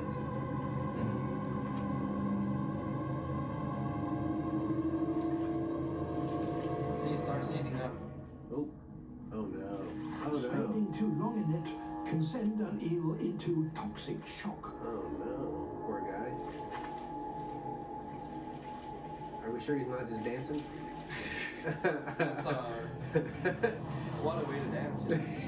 Yeah, that's kind of how I dance. Hope is to rise above it. Is that how you dance, Connor? I don't know. Maybe. So it's dead. It's dying. Oh no. He's about to be eel food. Oh, he's back. Oh. Oh, he's back. He made it. It manages to escape. Wow. Wow. So like so if they don't get out of there in time, they will start seizing up, and if they don't seize up above the brine pool, they'll die because they'll eventually get toxic shock. Yeah, that sucks. That's no bueno. Like a honey badger. David Attenborough. Yes, sir, David. Yeah. He was knighted. Yeah. Okay, nice. Oh, wow. Imagine getting knighted. That's kind of cool. I know, it's so cool. He first becoming prominent as host of Zoo Quest in 1950. What the heck is Zoo Quest? It's a series of multi-part nature documentaries broadcast on the BBC television service between 1954 and 63. It was first major program to feature David. Yeah, him and the voice, the man who did the movie trailer voice in a world. Those 2 voices have made such a large impact on entire generations of people. Oh, for sure. For sure. Let's see. ZooQuest filmed a number of animal collecting exercises. An animal was first brought to the entire series film. Oh, this is like talking about it. It's not like the actual.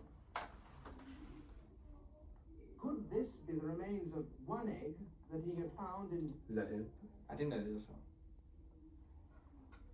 Now. I've never seen these. I'm definitely watching these later. They are like so. They're the OG.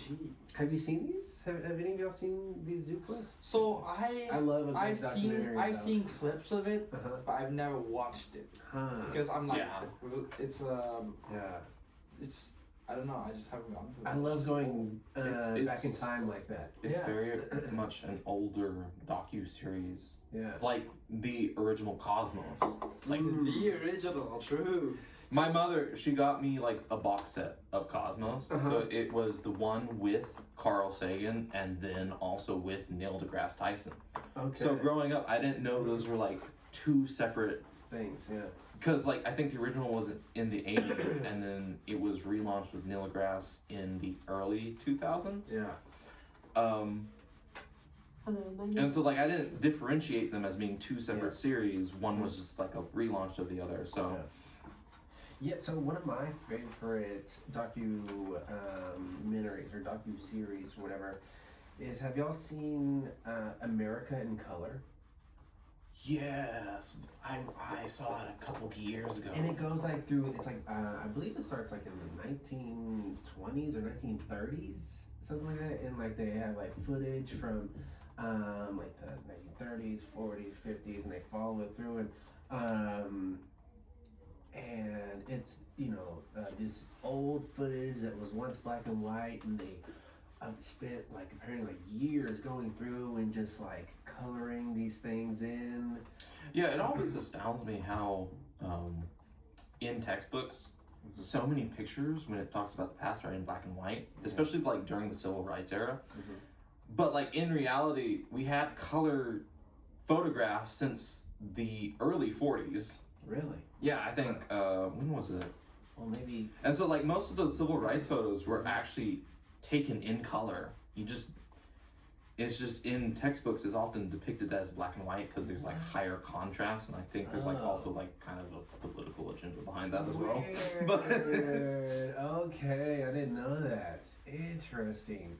But yeah, this American color is so fascinating. Like, and it's interesting. Like once you put color into it, it like feels more real. The first durable color photograph was produced in 1861. What? So we've had colored photos for a very long I time. wonder if can we look up color photos from 1861? I've never even 18. Let's say 61. I want to see what the first. Oh. Yeah, it was on a snowflake, I think. Oh, what? Or the first color photograph. The very first color photograph. It's a ribbon. Is it a ribbon? Right? Or it's. What is that? Let's go to this James Clerk Maxwell and Thomas Sutton using 3-color filter method. Autochrome process arrived in 1906. Easy to use color film appearing in 1935. Yeah, I think you're right. Albert says Yeah, it was a photographing the ribbon. ribbon 3 times, each time with a different color. Of course, it was Maxwell, man, and Thomas Sutton. Heck yeah. The pioneers of light. Yeah. Of the EM. Yeah, electromagnetic waves, right? Wow. Right, and it's just so crazy how to say, there's so many different applications for magnetism and how useful it is. Yeah. Just so many different, in every technology, you find magnetism, or magnets, right? And yeah, I mean, because like electromagnetic field is, I mean, they're just 90 degrees besides each other. The electric field and the magnetic field, they're just 90 degrees perpendicular to each other in how they operate, and we use electricity for nearly everything, so everything's generating its own little magnetic field. We just don't notice it until we want to start utilizing it for other applications, such as medicine, such as more in-depth quantum computing, or I guess mass drivers going into space. Yeah. Or for defense with what Japan's doing with its, I think it's on their destroyers with their railguns they're trying to create. The maglev train. Maglev trains, exactly. It's in everything. Yeah.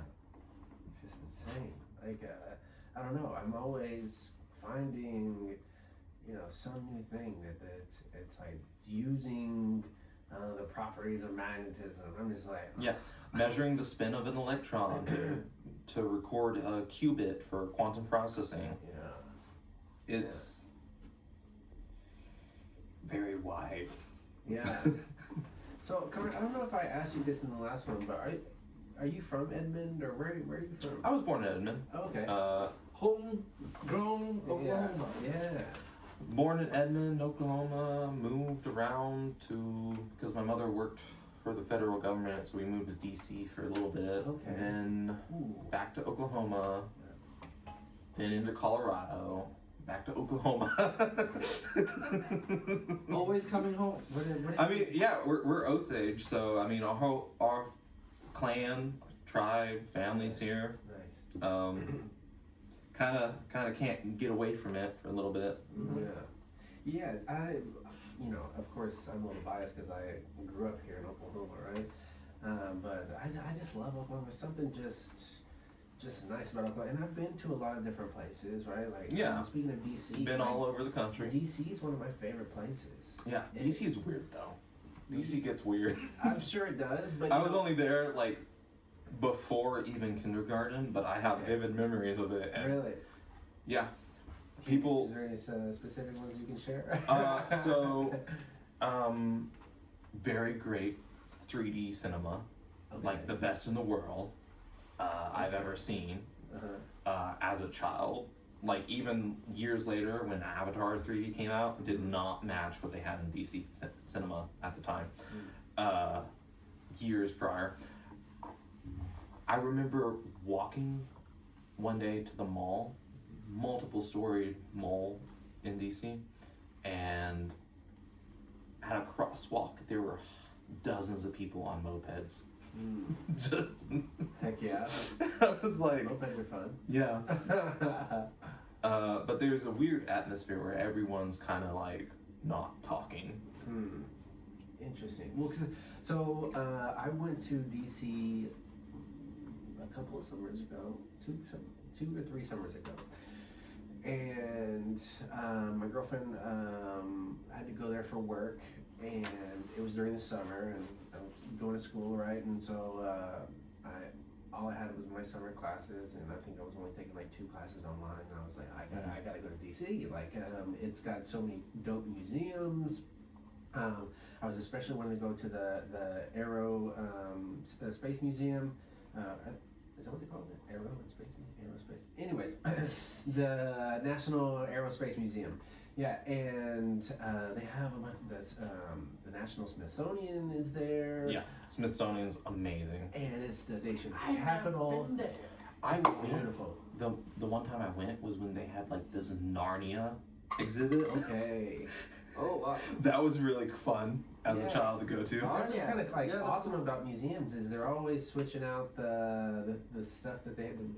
The themes. Yeah, and so whenever I went to DC, I came back having like this feeling of like extreme inspiration to like do my part, right? Because you see all of these like beautiful buildings. You're in the nation's capital where like some of the greatest minds have gone to work, right? Have been there's like a statue of Einstein there. There's a statue of they have great historical sites. Yeah, and so some of the greatest thinkers have spent a lot of time walking around DC, and they have great libraries, and then the just artifacts that you see, right? Like I saw like one of Abraham Lincoln's like actual top hats, one of his like actual notebooks, and so the history is like so rich there, and it's like it's you just feel more connected to what it is to be an American there. It feels like, and I was just after leaving there, I was like, yeah, I just felt inspired even more to just do my part here in society, because it's just, and especially going to like the Aerospace Museum, right? Like, one of the things that astounded me the most, which is kind of crazy because I'm not a mechanical engineer, but one of the craziest things I saw was just the door that was on one of the, I forget exactly where I don't know if it was a moon, from the moon landing or where, but the little shuttle that they come back on. Space shuttles? Well, they come back For through re-entry, the yeah. for re-entry vehicle. Yeah, they had the door from that there, and it was like it was not even spliced open. You could see the door, and just the engineering that went into the door was insane. It was so intricate. I was just like blown away.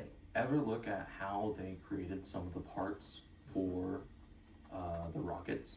They had to get very precise measurements involved, and they needed to create these hollow structures for the engine parts. And so what they would do is they would carve it out, the main fuselage or whatever it was for the part, and then they would coat it in wax, and then dip the wax coated structure into molten metal, and or like into I think, man, I am terrible at describing this. Okay, so they had to get these grooves specifically. It was a 3-dimensional structure going this way, and they were like these little grooved tunnels between the two plating, and they couldn't just drill straight through because it was curved. So what they had to do is they had to create the substrate of the structure, and then get wax, create the groove, put wax inside the groove, and then they would coat the rest of it in metal. And then as they were heating this up to bond the outer and inner place, they would heat it up, and then the wax would melt through in this process, and so that the final product was all one piece. Wild. So you're talking about this reduced re-entry door? Yes. Yeah. I mean, look at how intricate just the door is. You gonna pull it up? Yeah. So there's spacecraft re-entry vehicle, and then Apollo. Re-entry vehicle. Re-entry vehicle. Apollo. Oh. Images. Yeah. Let's see here.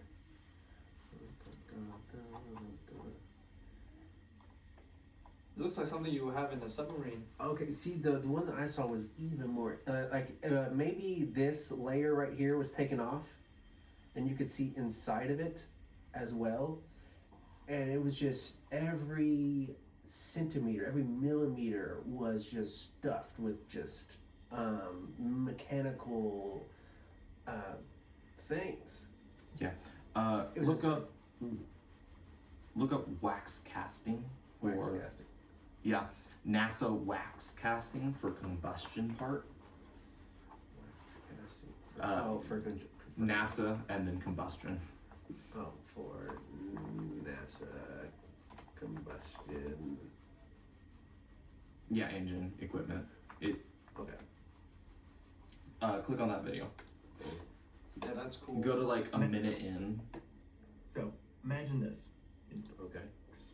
First, we probably need a quick crash course on rocket chamber layout and how it all Skip it a little works. further. I am definitely not a rocket scientist, so this is just a very high-level overview so that we're all on the same page. Most people are probably familiar with the large bell shape at the bottom of a rocket engine. It's the most iconic and noticeable part of any rocket. There we go. What we're talking about today is the closeout, where the rigid machinable wax is melted into the channels and then carefully scraped and sanded off by hand. The purpose of this is to fill up all the channels and make a smooth, continuous profile along the exterior of the chamber. I use jeweler's wax, which is a very similar type as to what they used. It's hard and machinable. This guy's recreating this thing? Yes. Like a beeswax. Just a prototype. It's very challenging to work at this scale. But it's the same process NASA used for its parts, because they didn't have CNC techniques at the time. They didn't have 3D printing or anything. Yeah. So this is how they made very intricate internal structures on full metal parts. That's insane. So if you follow through, after they scrape off the coating and whatnot, Finished being filled, the next step is to create the outer jacket using electroplating.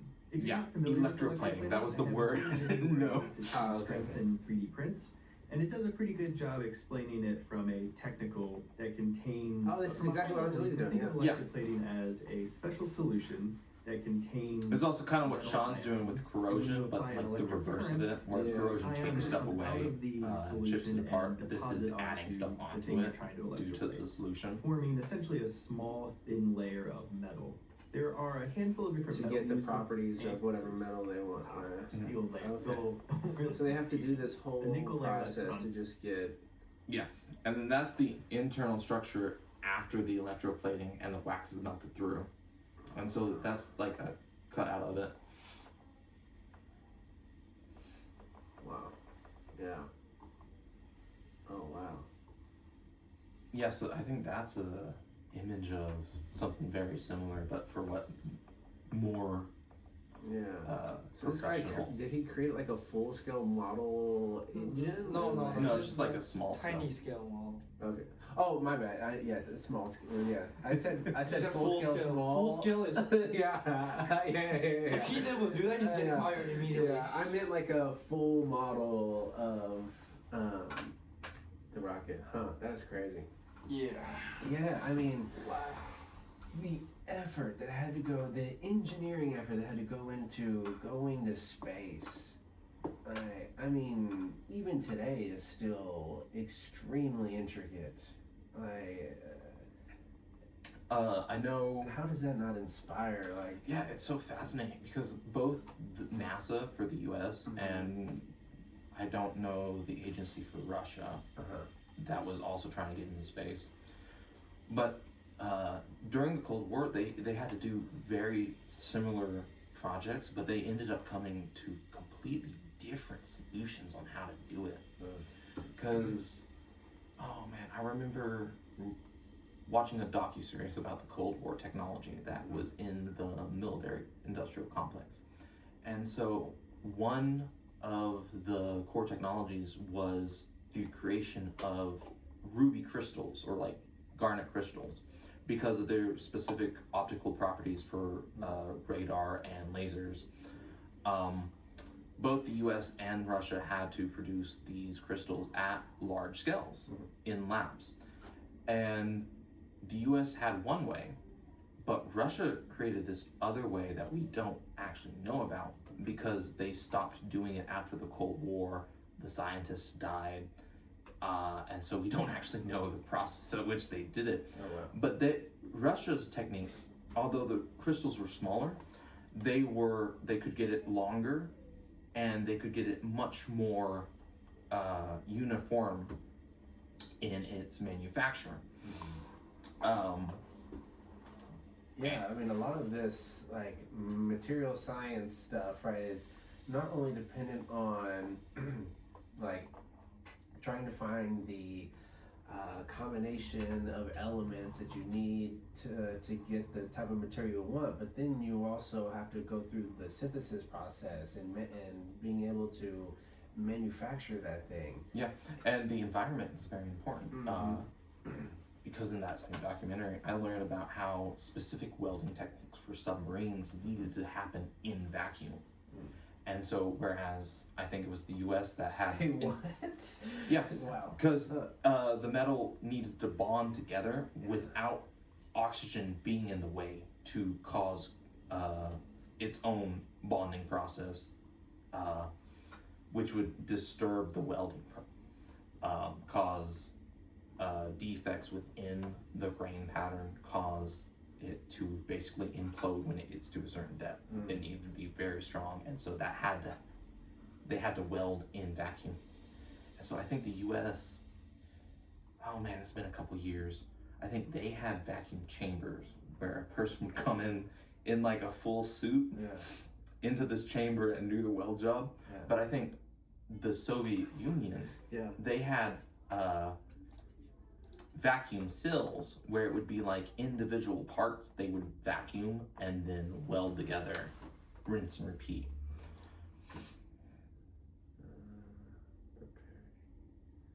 Is this the world's biggest vacuum? I guess it says visits NASA. Well, it was for military submarines, so it wasn't NASA. It was specifically how these stealth subs would be manufactured during the Cold War. So do vacuum welding submarine. Vacuum welding. I guess vacuum. That's hilarious. Underwater welding, explain the basics of underwater. What? Vacuum welding. Am I having a stroke? Am I just making this up? Yeah, it's I feel like Mandela effect. It might be. I remember. Go down. Go down. See, naval groups propulsion system welding for nuclear propulsion system. Maybe that's what they're talking about. Maybe. Try going forward. Okay, press. With minimum deformation. Our welding chambers has diameter of 10 meters, length of 10 meters, and can activate. Yeah, they got a weld inside a vacuum chamber to get the welds to be as perfect as they can be. I guess we probably don't get videos inside of this thing. Oh, probably not. I I mean, don't want to see that. Huh. So it's this device. it might be like government. Yeah, That's yeah, for sure. It's well, what's so secretive about a vacuum chamber? Well, I don't know. what goes maybe, on maybe, inside? Yeah, maybe what they're welding. Probably. Yeah. Well, if they're welding nuclear Submarine submarines, parts. you know, Yeah, probably not the best to show. Public. Yeah. We're welding a nuclear submarine. Yeah, just because we know they use a vacuum chamber to do it doesn't mean we know how they use the vacuum chamber to do it or True. what they're doing. Yeah. Huh. Yeah. You know this. It makes me think of one like rocket science, right? And I've thought about going down that rabbit hole, but then at the same time, I think, well, I think it'd be more fun to go down the rabbit hole of like alternative compulsion. Well, alternative propulsion. Propulsion. Yeah, I'd say compulsion. Yeah, propulsion. Or propulsion. rocket science is hard, but the material science to create the rocket is harder. Can you pull up rotating detonation engine? Oh yeah, detonation. That's it. Ton. Yes, close enough. Go video. You'll see. Yeah, let's just go to YouTube. Go to your supercomputer Minecraft tab. Yeah, this is the. Oh yeah.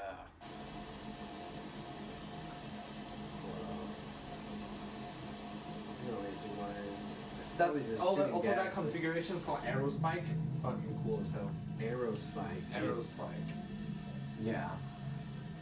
So there's only two main types of detonation engines that I know of. Is the pulse detonation engine, which is created by the Nazis, and then the what's called rotating detonation engine, which is the one NASA's trying to figure out. Which the reason is because most of our engines are not detonations; they're deflagrations. So then they're their gas expansion. It's turbulent, and also it's not only turbulent. It is very corrosive and damaging to the part itself. Not just that, it's not efficient. In fact, if you use detonations, which is supersonic shockwave, right? Or the wavefront is supersonic. They're almost laminar. Laminar, what do you mean, right? Laminar is like fluid flow. Fluid flow is laminar. Oh, okay. I might be flipping it the other way around, but basically this when I don't think so. I think correct, right? And also like all the energy from a detonation is more efficient because the force is pushing out faster. And also the reason why they use the Aerospike is cool is because do you know that bell shape in the engine? When you go to a lower pressure, like high up in the atmosphere, there's high pressure here, low pressure out here, right? It causes the fire to expand, right? The blaze to expand. That the vector of the force is now scattered. So now you don't have as much of a Y factor than X factor. But Aerospike, because of how fluid dynamic work, right? The Aerospike causes a low pressure in the middle. So it causes the flame to stay pointing inwards in high pressure areas. And because it's laminar flow, it will try and hug the surface of the spike more than if it was turbulent flow. And if you look at the slow motion of a rotating detonation engine, you will see that it's literally controlled explosions going in a ring.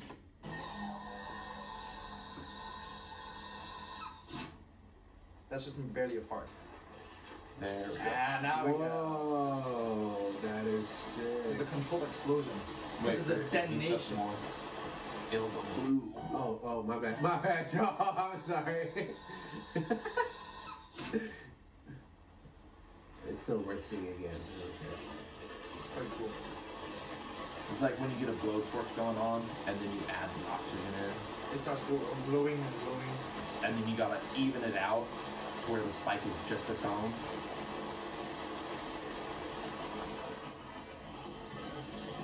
Also, do you guys know when you look at the rocket launch, you know how they spray like hot metal bits? Hot metal bits? Like sparks. They do a spark. Oh, spark spray. That's because you remember at the beginning it looks like a fart. Yeah. That's all the fuel and oxygen that's unburnt. So to prevent like a runaway fire that spreads everywhere, in a real rocket, they spray sparks so that they make sure there's no unburned fuel that comes out from the rocket. So now, when I was young, I thought that spark is what ignited the engine. But turns out it's just to burn unburned fuel. Interesting. To not cause a fire, to or suffocate people down there, get poisoned them from the fuel.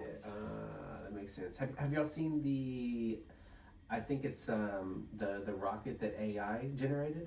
Well, it didn't generate it. It was already like a pre-made rocket, and then they put it into the software and had AI analyze it to make it more efficient. Yes, it's computer-aided design, but the template and the prototype was already created by humans. They just hey, help me optimize this, tweak this. Yeah, and then the AI was like, I see some turbulent flow in this area and this area. If you make these adjustments, the simulation shows that it will be smoother. Yes. And even in here, it's obviously a prototype because I think later in the video, the nozzle itself starts to overheat and begin to melt. Yes, and the fire will start turning green and because the copper is melting off. Yeah, the copper is actively shedding off on the inside of the engine. See, unburned fuel. I get why they attach these things to essentially the floor, right? Why they bolt these things to the floor, but I think it'd be so much cooler if you just some of let them that bad boy go. aren't bolted sideways. Some of them are bolted upside down to where it's shooting up. Yeah. And so then they have what they're actually attached to is actually a weighing scale, because they're measuring the forces. Yeah, output. that would make sense. Yeah. So it's cool we let the bad boy go. But we still just test that shit, Most definitely, right? You gotta be scientific about it. Well, and then so. Also you should watch Intexa. Oh, you do watch him. Intexa. She's a rocket nerd. Yeah, whenever I found out about this so-called AI generated rocket, I went down the rabbit hole. I was like, wait, what? Yeah, so it's... If you like general overview videos, Real Engineering is a good channel. Okay. So good. So good, right? So good. I love their one on wind turbines. That was so cool, because I didn't know you had to convert such a large amount of mechanical energy in such a way. This is a map of the world. I didn't know you had to have so many gearboxes to convert this massive rotary. It'll go into it. Resources. If you we can see why the they're right? It's spinning around 1,800 times per minute to work effectively. So a gearbox is needed between the rotor shaft and the generator shaft.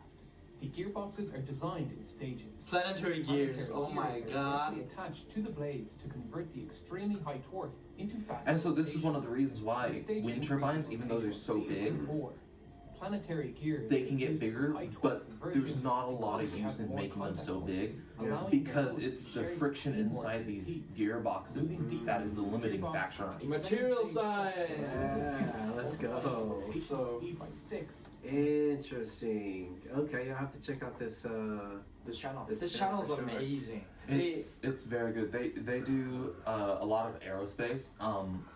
Another one they did was when they actually got the person who creates the channel got a tour of the Helion, the fusion reactor startup video. Because it was like a two-part series where they have the France's beryllium-coated toroidal fusion reactor that's been going on for say that 3 times fast. Toroidal. Toroidal magnetic fusion. Yeah, so this is the second video in the series where they were talking about the old toroidal design that France is going on with, and then this was ITER, right? Yeah. International Toroidal. There's the first one. Nuclear fusion has been a pipe dream. And then it lead into the nuclear fusion changing video. And so the nuclear changing is very cool because both of these use magnetics. Yeah. But the fusion chamber is cool because where in a toroidal design, it'll just spin it around real quickly. If you go to the Helion video, it's trying to compress it and then shoot it at each other and bombard two separate. But you said that was the one. That's the one for the toroidal in France. This is the one for helion. Images you are seeing right now have been a closely guarded secret for years. Gene, as the fusion reaction occurs, the energy it generates begins to push back on the magnetic field confining it, moving it, as David said, like a piston. It's this changing magnetic field that will generate helion's electricity, skipping all the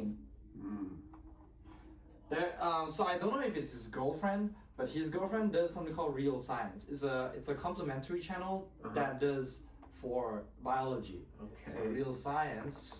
That's a real nerd. See? Oh, I didn't know that. So they do like life related, and then Real Engineering is real, well, engineering. So. Oh, I think I've seen. Yeah, they do. Some of these videos then. Okay. They are the power couple of nerds. I want to make sure this. Got is it. still Got it. going. Yeah. Okay. Cuttlefish are great, by the way. They're amazing creatures. I love how they can they have two different mating strategies. One is the males get all big and buff and very aggressive, and they'll try and ward off other males from the females. And the other is they'll try and shrink themselves and make them look like females and sneak amongst. And then fuck them. Oh, yeah. Hit them and leave them. Yeah, they hit and run. And the craziest part is one of their arms is a penis. Oh. So what they do is they sneak up to the female, Yeah. shove it in there, they detach their arm, and then they leave. And then boom, they touch and go, hit and run, shoot and scoot. Wow. So it's like I forget that there's like a word for that. ejaculate and evacuate. No, Come and go. Shoot and scoot. Yes. Yeah, that's not what I was looking for. That's hilarious though. Because if they don't, Yeah. because they are not seducing that, this is sneaky, right? So they will have a chance to get eaten by a female. Yeah. So the one that they use the buff way is to seduce them. That's the bet. I don't know if it's a better way, but and here's the best part. After they cut off their arm and they insert it, right? Yeah. They can throw it back. No, they become they can, but they become depressed and they die. Post-nut depression. Yeah. And then Oh my God. female, after she gets pregnant, right? She'll lay the eggs in a cave. Yeah. And then she'll stay there until she starves and die. And then the babies will come out either. Well, I knew that was how octopuses did it. I didn't know cuttlefish did the same way. Oh, you're right. That's octopuses. Okay. I was like, that doesn't sound like cuttlefish. I thought cuttlefish But the actually cuttlefish- raised the young. But the cuttlefish, I don't know if they raise the young, but I remember cuttlefish. Another way cuttlefish attract the mate is they do the little dance. Not just dance. It's like they change the colors to like try to impress the mate. Yeah, that's so They put on a light show. They're chromatic. Chromatophores. Yeah, chromatophores. Thank you for the verbiage. Yeah, I need to make my flashcards again. I threw them out. We love science. Scientists actually made makeshift chromatophores.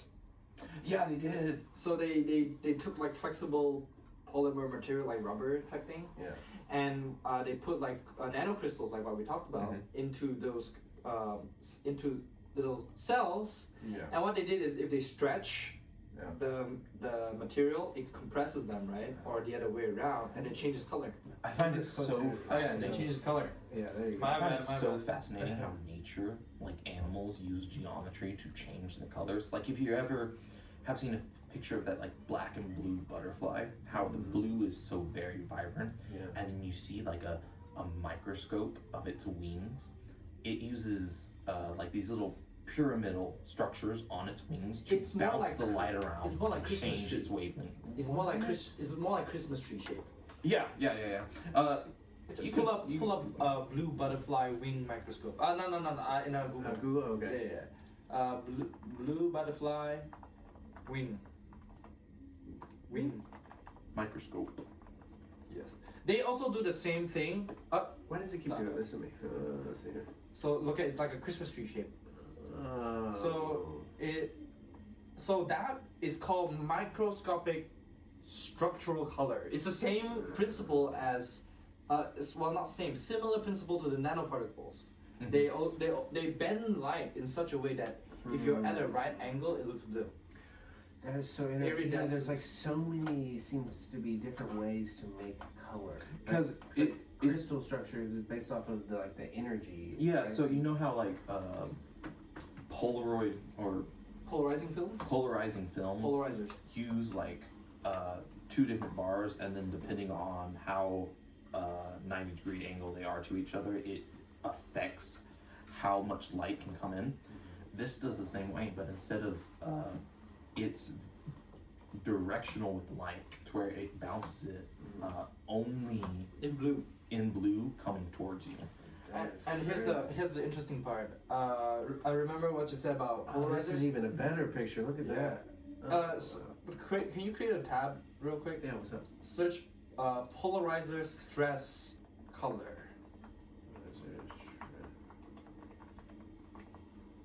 So go to images. So if you take a polarizing film and look at something transparent, you can see colors. This is exactly the principle he says. It's different polarized light. When it goes through a stress crystal, it bends differently. And when it reaches a polarizer, it diffracts and causing color, like a diffraction, like a prism. It's insane.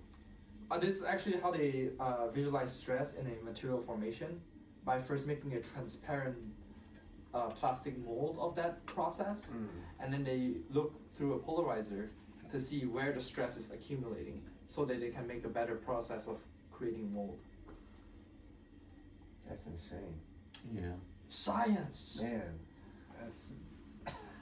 There's so many just small details of what go on in everyday objects. Yeah, you know, and I get why, you know, students or people would want to go and get their bachelor's and go straight to work, right? I get it. I mean, I tried to do that. Yeah. I was unsuccessful, which is why I'm back, but... It happens. Man, I mean, you learn a lot in your bachelor's, but for me, I just feel like I haven't learned enough. Like, there's still so much. I look back at 5 years of my life, and I'm like, why did I find that hard? I wasn't doing anything. What I'm doing now is so much harder. Like, I mean, shit's only good. What was I complaining about? Yeah, it sort of makes me wonder, right? Like, why more people don't get more interested in furthering their education, because you know, you start to learn just something like this, so simple, and it like there's so much that goes into it though. In my opinion, it's like curiosity and also purpose, right? We can channel curiosity to a purpose. So some do it for scientific contribution, some just wants to know more. That's our purpose. But a lot of people don't have the curiosity coupled with their purpose. Yeah. Because a lot of them be like, oh, YOLO, I'm here only once, right? I'm gonna enjoy it how I can. So they're just here for big bucks, and boom, get the bread and get out of there. That's kind of anathema to me, because I was always raised, like the motto my mother drilled into me was to be kind and intelligent, but also like 7 generations forward, 7 generations back. Think about what it took to get here, and think about what you can give for other people to get elsewhere. Yeah, but not everyone thinks like that, right? I think. Well, yeah, I didn't used to think like that, but like that's how I was raised to think. Like, you don't ever think about it, but like raising a child is basically brainwashing a human being to think how you want them to. It is the earliest education you get is parenting. Yeah, exactly. And so like, I used to be kind of resentful. I was like, why do I gotta care about other people? My God, they don't do anything for me. Yeah. But now I'm like, oh my God, I was so cringe back then. Yeah. Well, you start to, you know, you can anyway. You can like start to realize empathy is a very it's a social human aspect, but it's also a very social aspect. And children aren't empathetic. You grow into empathy. Yeah, always. Which is why, like, a lot of children can smash bugs and, like, have fun doing that. But then as an adult, you're like, come on, little beetle, get into the cup. I'm going to take you outside. Yeah. Well, and I wonder if some of that is, you know, part and reason to, like, time, right? The more time you live, the more you think about like how precious time is, right? And how precious this life is, and so you're like, oh, well, that little bug only has so much time to live, and no, but I still think because remember me and Dr. Prater and you, we were in the last episode. We said there are like a graph, right? Most people are social, and then there are more pro-social people, very altruistic, all about contribution to people and other animals. But there's also anti-social people who's like, fuck that bug, you know, like or like fuck people. Going about sociability and time. A couple weeks ago, I read an article. I can't remember the name of it, but it was going over how in older people, it was thought that they would get depressed because they stopped caring about certain things that they used to really care about. But they were doing research, and it's like it's not that they don't care anymore, it's that they're focusing on what they can actually have an effective outcome with versus what they can't. And so they're no longer prioritizing stress or anxiety, and in their behavior it comes off as acting depressed when it's just them reprioritizing their life. Just being chill. Yeah, because like they're just older now and they have different priorities. They know better. But there's an interesting thing is that I read an article about developmental biology. They found that like what you said, empathy is taught because they took two different groups of kids. Okay, I don't know why the study is taking kids, but they are using verbiage to manipulate the way they see snakes. So they use like objectifying or negative verbiage to describe snakes. The children growing up would hate snakes, would be very discriminating against snakes. They will not think it's alive. They won't treat them as an animal. But when they use very snakes are so pretty though. Yeah. But when a different group of kids, they're exposed to verbiage like, oh, the snake is cute, or the snake is smart, you know, like more anthropomorphic phrases, they are more likely to care for snakes. They got such big pretty eyes and they can't close them because they ain't got no eyelid. It's kind of sad. I know. Legless lizards are really cool though. Legless lizards. Because they look just like snakes, but they have eyes, and that's like the only way you can really tell. Legless lizard isn't a snake. Legless lizard. No, they aren't. They have a different. They don't have venom. They have teeth actually, but they look just like a snake. Yeah, okay. And then there's a lizard that only has front legs. Oh, yeah, this guy right here. Yeah, these little tiny legs. Why would you even need those things? Yeah, they're so adorable. Evolution has not canceled it out. And then, like, if you've ever seen like big cobra overreact to like a mouse. I've actually seen that. Yeah, like. Oh, I see what you're saying. Yeah. Yeah, it like freaks out because like it didn't expect to have a mouse around it, and you're like, don't you eat mice? Yeah. It's like, what? Why are you freaking out about this little rodent near you? Well, they're probably just like, you know, always on alert, right? And then they didn't see that guy coming there. What the fuck? Yeah. It's kind of sad that one of the techniques a lot of zoos use in cobra exhibits when they're actively entering the exhibit. I mean, it's understandable because you don't want to get bit by a king cobra. Definitely not. But one of the ways these cobra handlers can like just get away is they just smack the head of the cobra down. And the cobra apparently is too busy being like, ow, what the hell?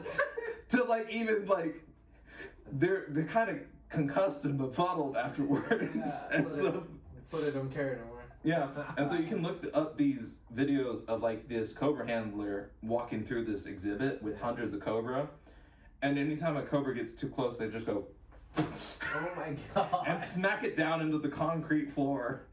And then walk away. Yeah, if it looks very sad and unethical, but it looks very sad and unethical, but hilarious at the same time. But I mean, I'd probably use the same technique if I was around. Yeah, I mean, if you got hundreds of poisonous snakes about to bite you, you're not really concerned. Yeah, at that point, it's survival over like empathy. Well, that's what's kind of crazy about a zoo, right? And I've been wanting to go to the zoo lately because I haven't been in a while, and I love the zoo. I love the zoo. It's Oklahoma City Zoo. It's like 10th in the nation. It's really good. It's really good. It's really good. But I haven't been to the science museum here, bro. I've been to It's the also amazing. I went almost yearly as a child. It's great, and they've got this whole new side of it for children. It's like this whole little Toontown place. Yeah, it's great. You should go. Shit. No, well, we've been talking about like as a club going to the science museum. Oh yeah, I remember the poll that you had in this. I remember beginning of the year you told me about it. Yeah. So, you know, what do you think? Do you think that, because this is something that we thought we should get funding for to try to get, enough tickets so that nobody would have to pay for tickets? Or do you think people would pay for, I think it's like $10-15 to get in? Do you think if we just said we're going to the Science Museum, you think people would pay? I'd come. Okay. I think I'd come. I'd pay my own way. Yeah, I mean, it's like $15 plus a cool trip to the Science Museum. Yeah, I think. Haven't been for a couple of years, so. Yeah, okay, we might just have to say, screw it, and because going through the process of asking for money, for one, it can take a while, and I would just want to be like, let's just go. They got cool exhibits. They have a space exhibit where they have an actual space capsule simulator. Children can sit in and simulate going into space. They have really cool World War II planes on display, as well as a whole history about bicycle and motorcycles. Those are actually my two favorite ones. The planes and the bicycles. Google, not Google, search Dr. Ben Miles. So Google is search though. YouTube search. YouTube search. So he has a video on photonic quantum computing. Okay. It's pretty cool. Pretty cool, dude. Photonic quantum computing. There it is. Yeah. You guys should watch it. Why light wins? Me face to face with what could be the future. I'm going to look this up on my phone. Well, we're not gonna watch it right now. I'm just suggesting. But also another channel similar to Real Engineering. I love this Psi Quantum. Yeah, that's a very cool. Go search Wendover Productions. WEN. In the same guy or? No, just it's a YouTube channel. WEN. Oh, apparently I watched it previously. Yeah, that. Oh, okay. I don't know how. They relate economic, geographic, marketing, and engineering together. And they also go over history of like war and how technology is created. A bunch of people getting subscribes from me today. I am going to subscribe to them. Jet Lag, the game, Windover production. Detroit High American cars got so bad. That's like Amtrak, subtle, surprising, interesting stats. How to control. Okay, nice. Look up Anthrofuturism. Anthrofuturism. Let's go. Anthrofuturism. Yeah, he has a very singular focus on colonizing. Oh, you told us about this. Yeah. I was like, this sounds familiar. He has a very singular focus on lunar, lifting lunar regolith and actually building industry in the moon. Let's go. And his passion really comes through his videos. And so, like his oldest video I think is over the nuclear fusion and its emergence as a new form of energy. I think that came out like years ago. But like his most recent one, or second most recent, on mass driver coil guns for the moon is. Oh, this thing. Because he has other videos on mass drivers on the moon. But this one is really interesting because it's one of the oldest types of coil guns we have before like I don't even know what a coil gun is. Real guns, you know real guns. Oh, okay. Well, no, coil gun. They're both magnetically propelled. Yeah, but this is trackways. Use coil, and one of them uses a rail, hence rail gun. Okay. But this one uses coils to It's like a transportation system? Yeah, it's for lifting mass into orbit. Yes. You can either use it for weapons, or you can use it for like transportation, which is more wholesome. That's probably why it was first discovered, is for weapons. It was actually. Like if you look it up, it like we had electric guns before we ever had like proper cannons. Yeah. It's just look up. It's very fascinating. Interesting. It's just very hard to do. Yeah. Like laser guns? Is that what No. Before cannons. Electromagnetic powered guns. So like, just search coil guns. Coil. Okay.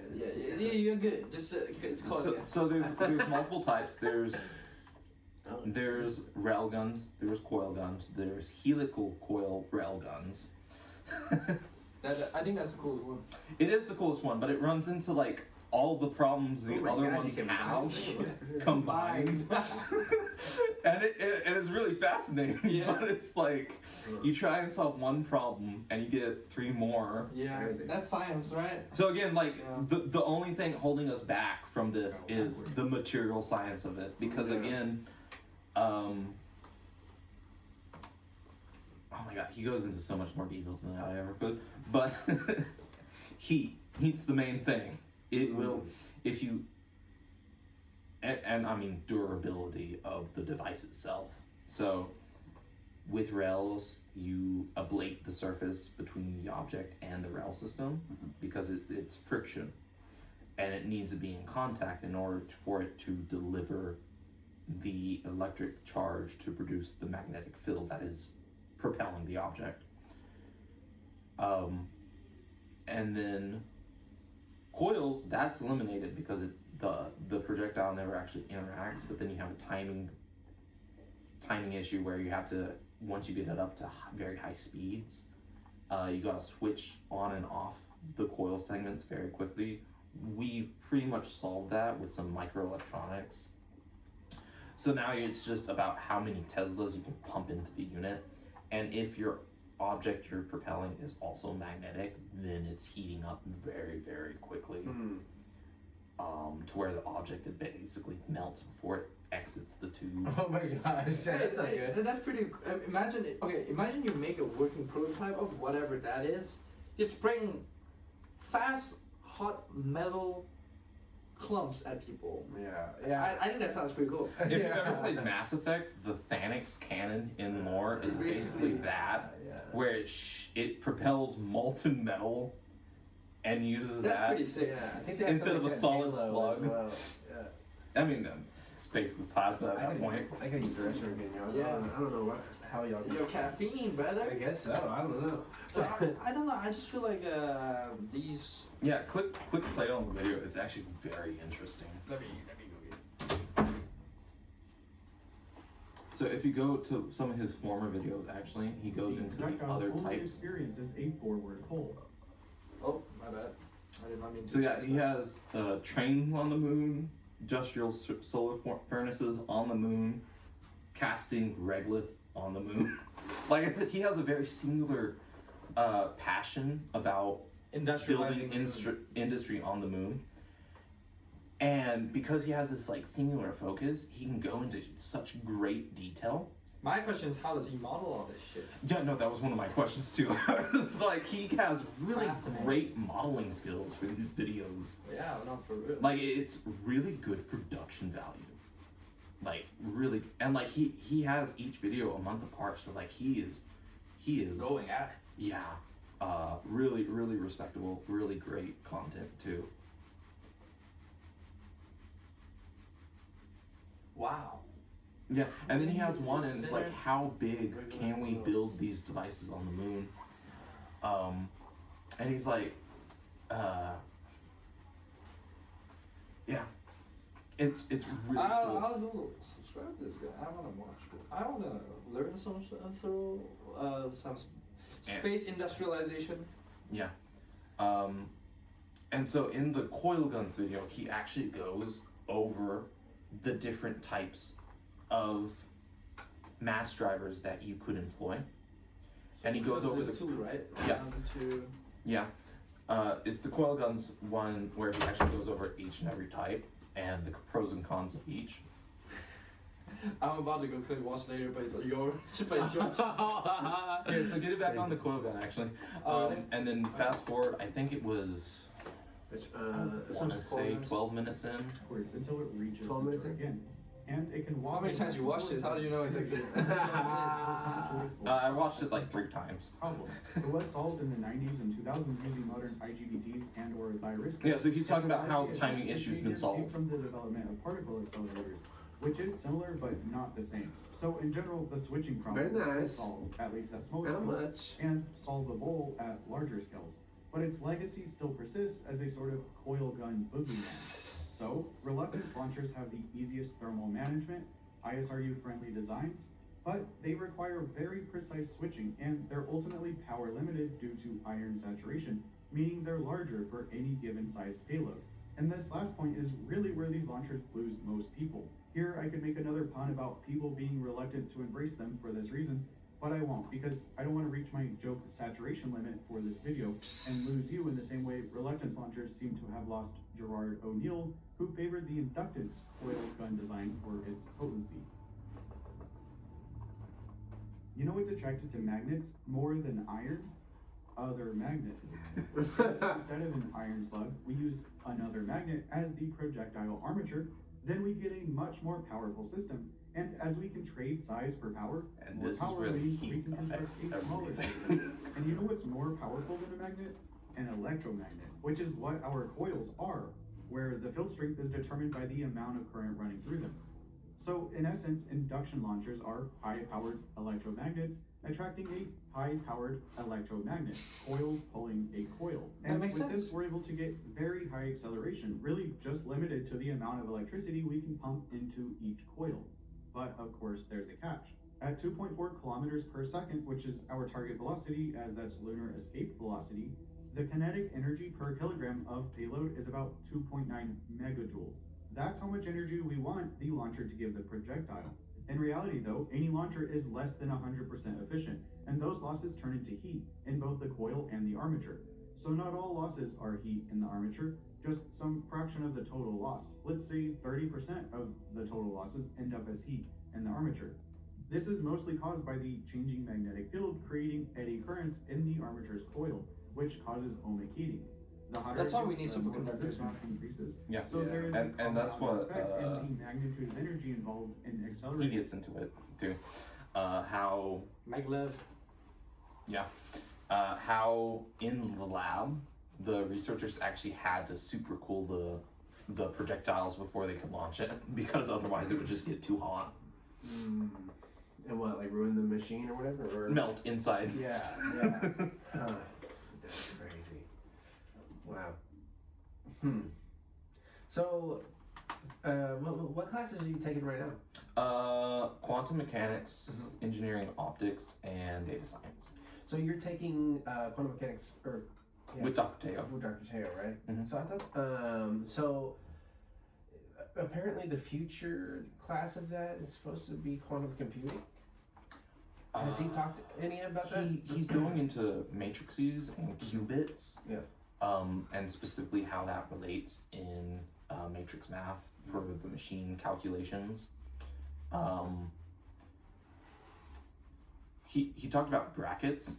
Brackets, yeah.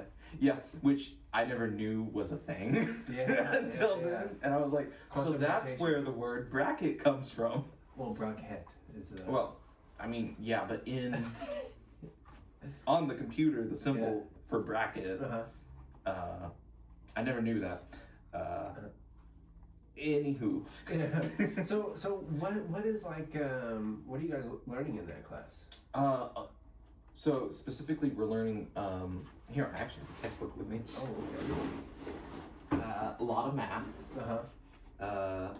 Not too bad, but actually earmarked chapter 4, which is where quantum information. I was expecting a larger. Yeah, it's got little Schrodinger's cat on it. Can I see this? Yeah, pretty cute. Quantum mechanics for tomorrow's engineers. Okay, interesting. But yeah, but anyway, like by the way, bracket, the word actually came from support brackets from architecture. Oh. That's where the word came from. Okay. Because what those brackets look like. Got it. Yeah. Wait, so what's the little arrow things? Are they not called brackets? Oh, So in quantum notation, My whole life. it's just easier. It's just easier to call one side bra and the other one cat because it's just a save up words bracket. You're bracketing the quantum notation. But okay. they have different. My life's a lie. Yeah. I thought I made a connection in my head. I was like, so that's where it comes from. Because back in the day, brackets. Have you? Eigen energies. Okay. 011. Mm-hmm. Oh yes, that is. It rolled over. What? Do you know like support brackets? You know what I'm talking about? Like, In buildings, right? Yeah, in buildings, even in furniture, sometimes they have support brackets. Okay. Those are what brackets are. Got it. Those things. You learn something new every day. Yeah. It's interesting. Yeah, I like that book. It's pretty nifty. And it's pretty dense too. Yeah, pretty handy. Interesting. Yeah, so knowledge. A lot of math. So I've never taken a class with Dr. Teo. I mean, we've had him on the podcast now, and I've spent a lot of time with him. He's a really great math teacher, especially when it comes to matrices and gradients, higher level math, where you have to have very linear algebra-esque basis for. Yeah. He's really great at explaining material and putting it into a format you can actually understand in a real life context. Yeah, I am just not a good student. Why you say that? Cause it's hard. Yeah. How you say you're taking what, 3 or 4 classes? 4 classes? 3. 3? Yeah. Okay, so what is that? 12, 11 9 hours? 9 hours. 9 hours. Okay. Each at 3, plus the research. Mm-hmm. Are you working also? Yeah, I got part-time job and then tutoring that I do. Okay. What kind of tutoring do you do? Physics 2 at the moment. I've done calculus before, but is that through the school or personal? Oh, okay. So what, you have like a website and people just hit you up or something like that? I do have a tutoring.com account, but this was actually last time I was on here. I had a meeting with the chemistry teacher. Oh, yeah. She reached out to one of her students that was in my physics 2 lab class when I was a TA for to get tutoring for her son in physics 2. So. Okay. Nice. Okay. I was just wondering if maybe you had a website and we could link it, and if if anybody wants some tutoring. No, I don't have a set of website. Okay. That'd be awesome though. Yeah. Interesting. So so you've just been tutoring since then, or have you tutored before that? I've tutored in calculus before for a family friend as well as for other in like high school and other students that I had talked with. Do you like that? Do you like tutoring? It's not terrible. I do have to say, you have to go in with no expectations because between different public schools, people in the same grade can have vastly different knowledge bases. Yeah. So this is physics 2 in high school? College. Oh, okay. I thought you said that. No, he's an undergrad student. I see. Okay. Cool. He's actually set to graduate this May. Oh, okay, awesome. That's awesome. Nice. Huh. Interesting. What? Well, I guess I shouldn't ask. But what's his degree? I know it's. Is it engineering? It is engineering, but it's like biology based. I don't think he's a biomedical. I think it is biology. Bioengineering? I think so. Biotech? I think so. One out of 2. Interesting. One of them. So do you have plans for taking classes during the summer? I do. Okay. That'll be cool. You taking 2 classes, or how many classes do you take? I think just either 1 or 2, because I still have to do research as well. Well, because I know that like if you want to, if I remember right, if you're doing research and you want to get paid still, you have to take at least 6 hours. Oh, so you got to stay full time? Well, 6 hours is I think. Well, I think 6 in the summer is full time for grad. Oh, really? Oh, okay. Because per semester it's 9 is full time. Yeah. And then I think it is 6 in the summer. Okay. For graduate students. You may need to check that, but I'm pretty sure, because I remember the last 2 summers, I was like, somebody was telling me, hey, you should make sure and check out how many hours you actually have to take in order to still get paid. And yeah, I believe it was 6 hours, so just something to watch out for. But so I'm guessing you plan to do quite a bit of research over the summer? Yeah, because I mean I only got plan to graduate this December, so I only got a year to do my thesis. Holy cow! Wow, I'm not gonna lie, that feels like a lot. That is the plan. Because I mean I've been working on my my degree, it's only 33 hours. Yeah. And I'm already, I think, what's that, 9 plus 9 plus another 9. Yeah. I'm pretty much 18 hours. No, that's only twice. I'm 27 hours through my 33-hour degree program. Okay. So I plan on getting, like I said, a certificate in something to pad my hours out, so I can stay full time through each semester. Because again, I want to get paid for research or for being a teaching assistant, and you have to be full time for that. So even then, like I'm taking extra courses to stay full time through December. So unless I'm like getting multiple certificates, I can't go much past that.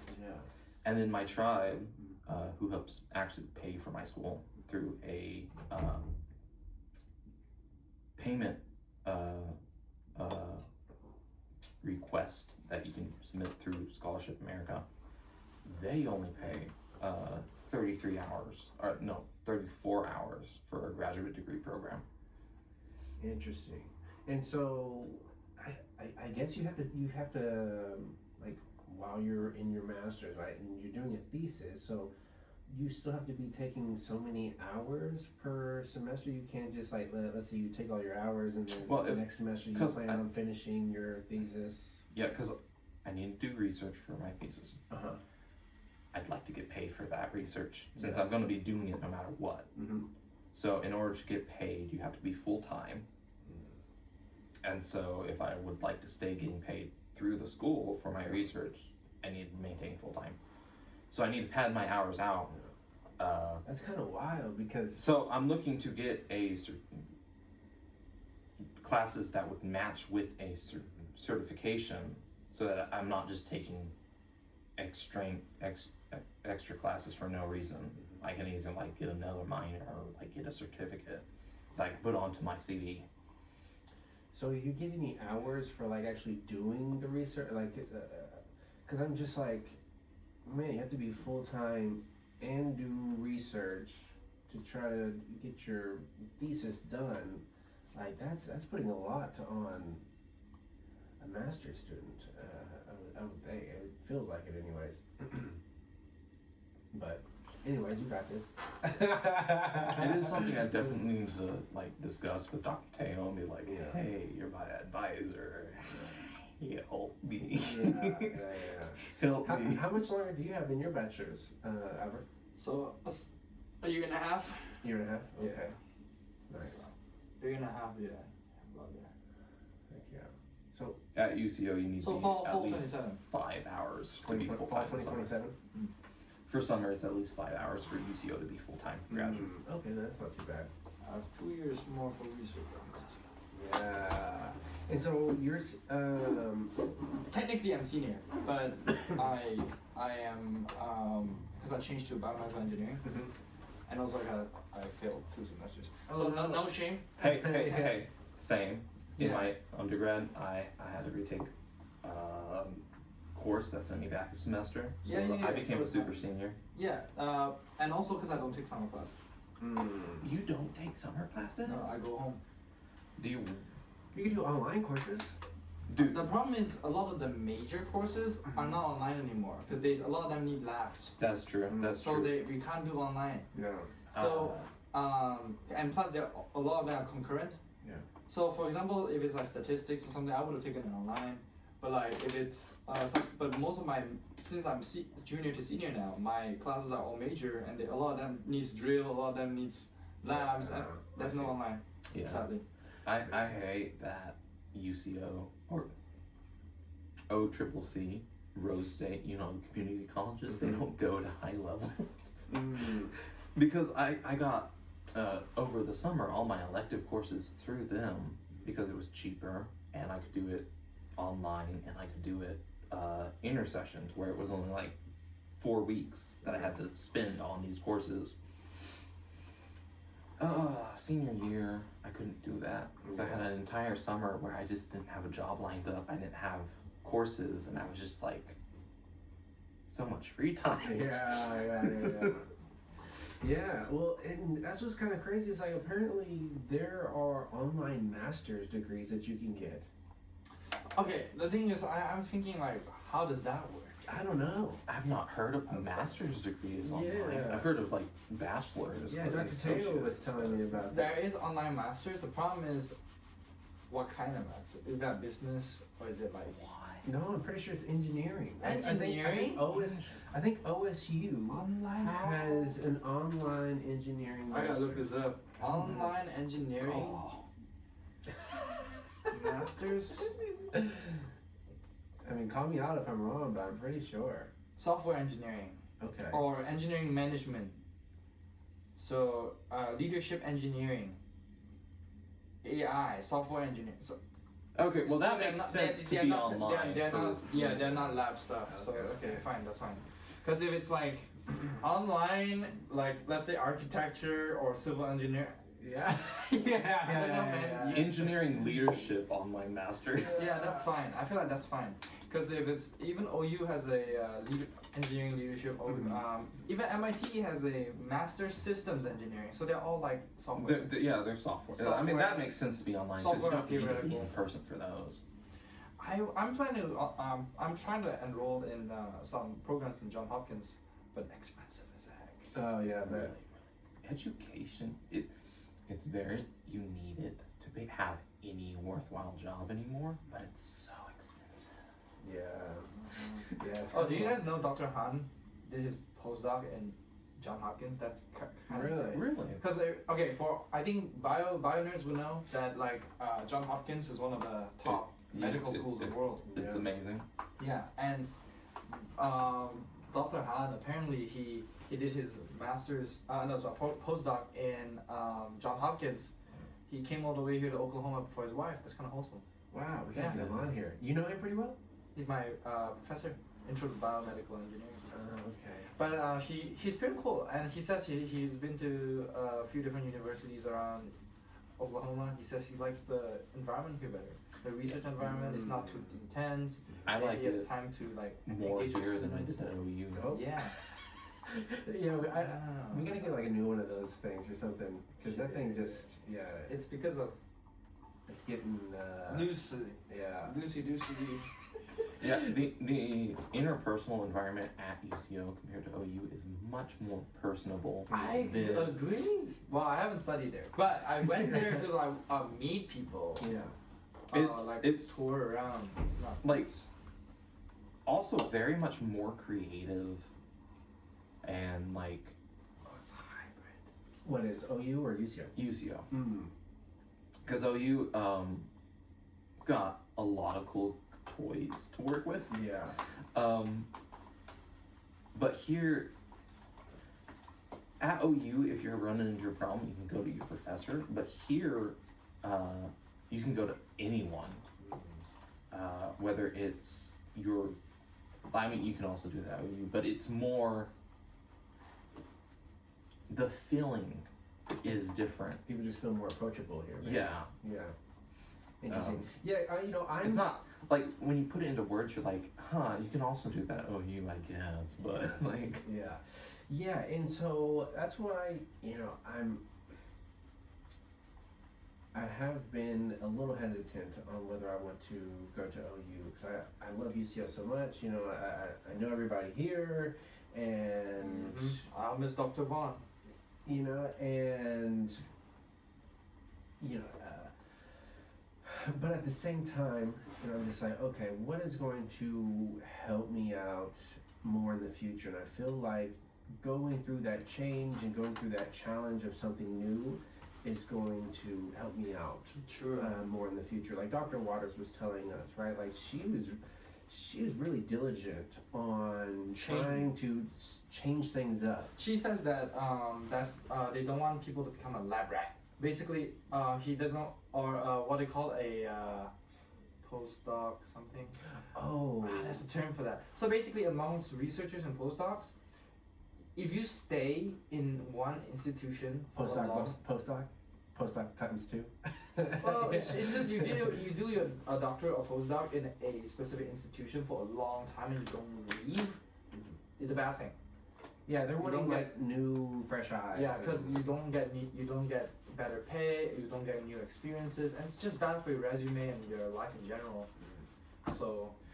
Yeah, but you know, networking. She was, like I said, very diligent in like, so you know, she went to OU for her bachelor's, and she did research all 4 years that she was there, and but like in her summers, she was going and doing an internship in something completely different.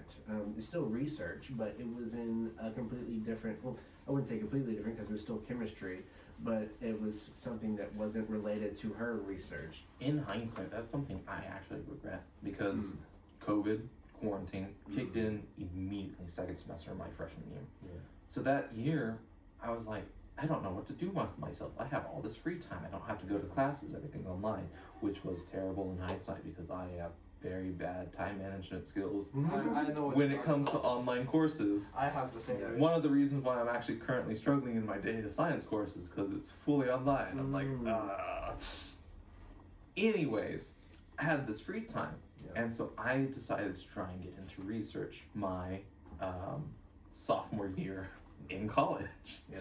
And so I did that up till my super senior year, but I did it all under the same professor in the same lab, doing just MATLAB simulations for fMRI and EEG,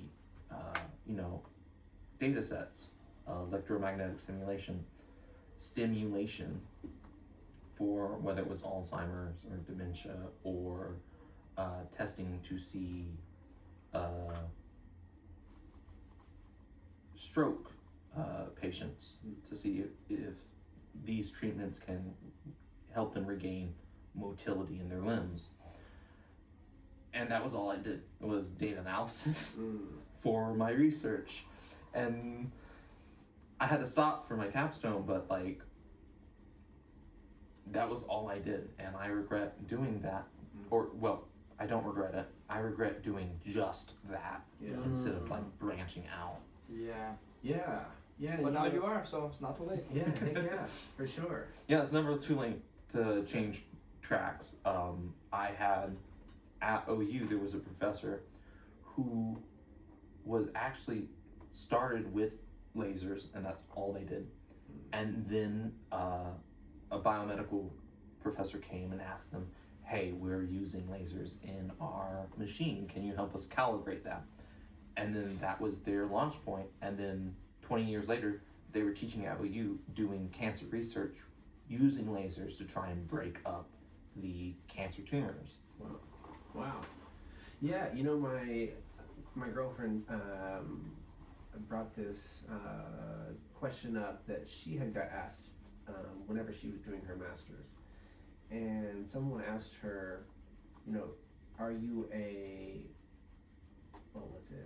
project person or an academic? And those two may sound very similar, but they're very different. Yeah, and so the difference is essentially like, do you like switching things up and doing something different here and there, or do you like just going straight down the rabbit hole, right? And you know, I've come to find out that, yeah, I'm more of like a project person. I like switching things up a little bit. That's what capstone taught me, is that in my undergrad, I was very much academically inclined. Mm-hmm. But then the capstone came, and I actually had to like create a device from scratch, or like try and come up with something. And I was like, this is far more engaging than anything I've done prior. Mm-hmm. I would rather do this than sit at a computer all day. And so that's why I switched when I couldn't get into industry after graduation. I was like, I'm redoing this, but I'm not going to continue being biomed. I want to try and switch it up into electrical engineering because it's more engaging. I could make a career out of this and have a happier life. Yeah, you know, and so I had to figure out, okay, well, what exactly am I curious about? Am I curious about one specific thing, or but really I realized that I'm curious about a lot of different things. And so, you know, I'm just like, you know, let's sort of be like an explorer, right? Where we explore one thing for a little bit and then go to another thing and maybe see how we can pull those things together, right? And so, you know, going back to what Dr. Waters did, is not only was she doing that, but then after she got done with her bachelor's, she then went and did her master's. I believe it was like at Mississippi State. Albert, Mississippi State, where Dr. Waters did her master's. Yep. And again, she went and did something totally different. And so I'm just like, okay, and she was like, and that made me realize exactly what I love to do, which was the first thing. And so I'm just like, you know, trying to take that that idea and use it in my life, because I'm like, okay, yeah, you know, I feel like I could really learn from something like that. So, you know, it's maybe not for everyone, right? You know, maybe, you know, there's probably some people out there that are more, and for lack of better words, more narrow-minded, right? More, you know, the one that just goes focused on one, yeah, exactly. Super niche topic. Yeah, exactly. And you know, we need those people. Hyper-focused, yeah. Yeah, we need a variety of all the people. Like the creator of the Antrofuturist, where they have one specific topic they're really excited about. Heck yeah, but yeah, so, you know. I mean, honestly, it makes sense though, because like, why think so far if you can't even go to the moon and industrialize it? Yeah, why would we just go to Mars? Why can't we do the moon first? Yeah. Well, yeah, we're gonna have to. Baby steps, right? Yeah. Or moon steps. What do you my main concern is politics, though, because yes, anything in at the North and South Pole, international waters, international airspace, even space is international. So if we do industrialize it, it must be international. But how? Companies, probably. I mean, already. But companies are known to be regulated by their own home country. And also, like for example, when the International Space Station, they even though they are international, they ban countries from going there. So for example, International Space Station bans China now, right? And China has to build their own International Space Station. Well, their own space station, not international. But well, there were probably so space. So have you guys watched Ad Astra? Yeah. They have space pirates and shit. I think that's what's gonna happen. Well, and that's like the weird thing is like, because whenever you start thinking about all these things, you start to realize, oh, this would all go a lot smoother if we all just got along. Politics are stupid, man. Because like, think about it, like, man, if we were, and then of course people are like, oh, so you want a one world order or whatever, you know. It's like, no, I think it would be good if we collaborated. And that's how science should have been. Yeah. Like, if this is good for everyone, why are we not doing it? Yeah. Like, for some Turns out it's money and the ultra wealthy trying to keep the poor man down. And the craziest thing is a lot of companies that are private companies are open sourcing their research, and there are some open companies are not open sourcing their research. You know, and that annoys me. You're supposed to be science, scientists and engineers. You're supposed to contribute to the scientific community by not just research, but open sourcing research. It's very similar to this. Oh man, and what was it? It was in the pharmaceutical industry. It was a very niche topic. In my undergrad, I learned that there was depression medication that they were researching, and it was specifically like for LSD, and it was a treatment method where they were trying to get terminal ill patients to kind of not suffer. And it was having remarkably high successes, and so they were moving on to treat normal people, and it ended up being like remarkably high success rate. But it was like a one-stop shop. Yeah. And so the pharmaceutical industry was like, yes, this treats depression and depressive patients, not all of them, but like a lot of them, very well. But it cures it. It doesn't treat them. It's pretty much a cure, and we can't make money from a cure. What are your thoughts that I talked to a engineering guy that he works with the school, but he doesn't work with the school. It's very weird. But basically, contractor. Okay, I talked to him, and he's like, we have sick care, not health care, right? They're here to treat your sickness and the symptoms, but they're not here to cure it because they want to milk it out of you. So like, what are your thoughts on that? Do you think it's true? You know, so this is what somebody I heard recently talked about. This is that, you know, people creating these drugs are wanting to be able to cure people, right? They're wanting to help people. But I think where it gets muddy is when you try to intertwine that with business. So, you know, I don't think that... Yeah, I was listening to NPR this morning, and it was talking about how the economy, unemployment is not a bad thing, because ideal unemployment rates are like downwards of 4%, but the ideal unemployment rate is definitely not 0%. Because it gives too much bargaining power to the employed masses. And because if everyone's employed, then that means they have money to support themselves and allow them the breathing space to come and unionize and actually come to the table with bargaining power and demand more payment, higher wages, better health care, and benefits.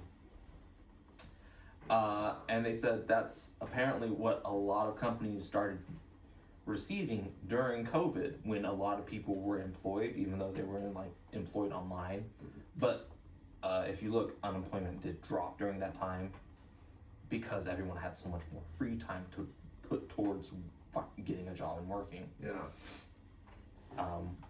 It's an interesting topic because it gets you into a lot of different conundrums and economic and political structures, cultural values. Yeah, but you know, allegedly, anyways, you need hierarchical systems in order for complete chaos not to just. In my opinion, this is my thinking, is that power, depending on how you use it, power is very vague. I think power in any shape or form needs to flow. So just as much as top-down influence, we need just as much bottom-up influence, or not just as much, but enough to keep a balance, and just as much money should not be pooling. Because a healthy economy has a constant flow in and out. So I think, and so when you have these institutions that are stagnant, that are just, or these families that are just hoarding wealth, and I'm not saying eat the rich. That is not what I'm saying. The French Revolution. With the pull of French Revolution. Because eat the rich. There needs to be incentive to work hard and to grow. There needs to be a set standard where you can have upward mobility, but there needs to be safety nets for any unforeseen downward mobility, or fall from graces or anything. I mean, if you look at Europe, right, they have a lot of, some countries, they have proportion tax or progressive tax. The richer you go, the more tax the more likely you're gonna get taxed a higher percentage. And the ultra wealthy, they're billionaires And so when you compare that to the average person's median income, that's like 50,000 times And the a single person. The craziest thing is a person working a high wage job can never become a billionaire. It's not possible. And also, even if you do tax like progressively, most of these taxes, at least in Europe, I hope that's what they do, is that the tax goes to social welfare funds, like free education, free healthcare, but everything else, for example, like companies, when they come to mine oil and resources from Norway, right? Half of it goes to social welfare funds. Yeah, and it's like one of those tax write-offs where the loophole where it's like, these stocks are not liquid, our income, they are property, and they are not taxable. I'm like, then what is property but tax? the value increased, and I genuinely feel like we don't need to property tax stocks, but we need to have some form of, if it increases, the company that stocks owns need to pay a certain amount in taxes. Yeah, property taxes are pretty common throughout the country too. And then, especially in Oklahoma, yeah. Oh my God.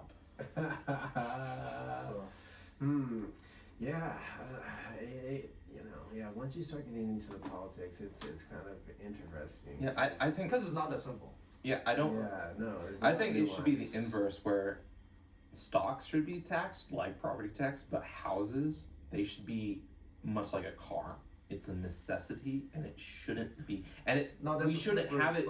We shouldn't look at it as if it's accruing in value. It should be something that you need to have. But there are a lot of people that own a lot of property, like land property, like houses, and they rent it out, and they also become multimillionaires, billionaires because they have. I know. So I'm not an economist. That's why I became an engineer. But I feel like something needs to be done. That's the interesting thing, though. Political science and economics are social sciences. They use scientific method to study to see how a specific economic or political structure can cause a certain outcome to society. That's also why I'm studying economic and political science on my free time too, because I want to be aware of how. Yeah. Because if you want long-term change, if you want us to become a Kardashev skills civilization, right? Which we always do. Which we always want to. You cannot have that happen. Yeah. You cannot have that happen if we have a flawed, unsustainable political and economic system, especially with the unstable ones like we have today, which is constantly at the verge of Cold War. Well, then all I know is that. Oh, sorry. No, go ahead. All I know is that from history, a pure economic system, whether it's pure capitalism, pure socialist, pure fascism, pure communism, never works. I think pure of anything doesn't work. Yeah, it needs to be mixed. It needs to be like a case-by-case scenario. It should never be a silver bullet, one-size-fits-all solution. There's no such thing. And healthcare is like that, right? Oh, you have this, we'll give you this. Yes, it works for general population, but there's always an outlier. Yeah, I feel like there needs to be a carbon tax for companies, because I think, 75-80% of all pollution is from major corporations and industry. 2/3. So like one third comes from transportation, another 1/3 is from agriculture, another 1/3 is from other industries. Yeah, I feel like there needs to be carbon tax to incentivize everyone to invest in cleaner ways, whether it's public transport, because people are like, the bus isn't full, it's not effective. I'm like, the ambient space a single bus takes is maybe like worth 2 cars worth of space on the road. You only need like 2 to 4 people on a single bus for it to be effective. And oftentimes at peak runnings, they're fairly full up, so it's more effective, if anything. Because I feel like as a civilization, I actually wanted to ask you guys this. As a civilization, you have to realize, game theory wise, do you guys heard of the dark forest hypothesis, where it's a why we don't have aliens? That's one of the hypotheses to solve the Fermi paradox, which is why haven't we seen aliens if planets are vast, space is vast, blah blah blah. But the dark forest hypothesis states that everyone is quiet. because they're all hiding from each other. Because if a civilization found another civilization, they immediately attack it. Not us. We're sending signals out there and trying to communicate. If you look up Isaac Arthur on YouTube, he. Oh, I know. I've talked to you about him Yeah, before. yeah. I think I also like shouted out the last time I was on here. Isaac Arthur's amazing guy to review. Got a bit of a speech impediment. Oh yeah. We talked about this last time. Yeah, he's very good. He is amazing. He has an entire Fermi paradox playlist where he goes over each of the different hypotheses. In my opinion, mine is I think it's a cosmic game theory. I feel like there are already civilizations out there, right? They are either super advanced or not. But if they are super advanced, they have a unspoken rule, which is if you're a grabby civilization, grabby means unsustainable. You're trying to grabby. So grabby aliens is a term for it's another hypothesis. Yeah, it's about a hypothesis where if you're a civilization that's constantly striving for exponential growth, expansion, very unsustainably, aliens will attack you because they're like, you're eating up all the resources by yourself. But I believe that they all have an unspoken rule where if you are a sustainable civilization wise, you don't attack yourself, you don't attack other people, other species, and you're very sustainable, you're wise about your development, will invite you over to the galactic cooperation. Well, yeah, then that's been the whole thing of like how they said that once we started nuking people, that's when we started seeing like flying saucers and things. Yeah, because when people imagine you're a civilization very advanced and you see another species constantly blaring out, be like, hey, we were trying to search for communication, but then you notice they're killing each other, enslaving each other, and like enslaving other species. Do you think you want to talk to them? I think they'll be too dumb to understand what we're trying to say. So if you look back at that, and you look at another civilization that's asking for help, but they're very coherent, they're helping each other, they ended a lot of unsustainability, they're very social, pro-social to each other. Yeah, it's basically get your shit together, get out. And I think they're more likely to help them, because they're like, okay, you guys are coherent, logically, ethically, consistent. More likely to help. But if let's say now there's a civilization, they're not asking for help. They're not asking for anything, but they're rapidly expanding. They are already eating up entire solar systems to power their expansion, very unsustainably. Do you see them as a threat? Right? Well, I mean, that goes on to like if you're at the point where your civilization can eat stars, you have the technology to be a threat. Well, to be self-sufficient and be sustainable. But that depends on the paradigm, right? Yeah, then it's the entire mentality of the species. Yes, exactly. And then that's a sociology thing, not a science thing. Yes, and that's also why I talked to him and Prather about, which is human. What makes us human is that we are extremely capable. Our extreme. We are either the extreme wisest, extremely dumbest, extremely smartest, or or extremely compassionate, or most extremely violent. We are the extreme of the animal kingdom. Yeah, and the thing is with extremes. That's why we fear AI and aliens. Yes, I have different caveats for both of those. But with the extreme on the emotional spectrum, we can't mentally, our brain can't maintain extreme happiness, extreme sadness, extreme anger.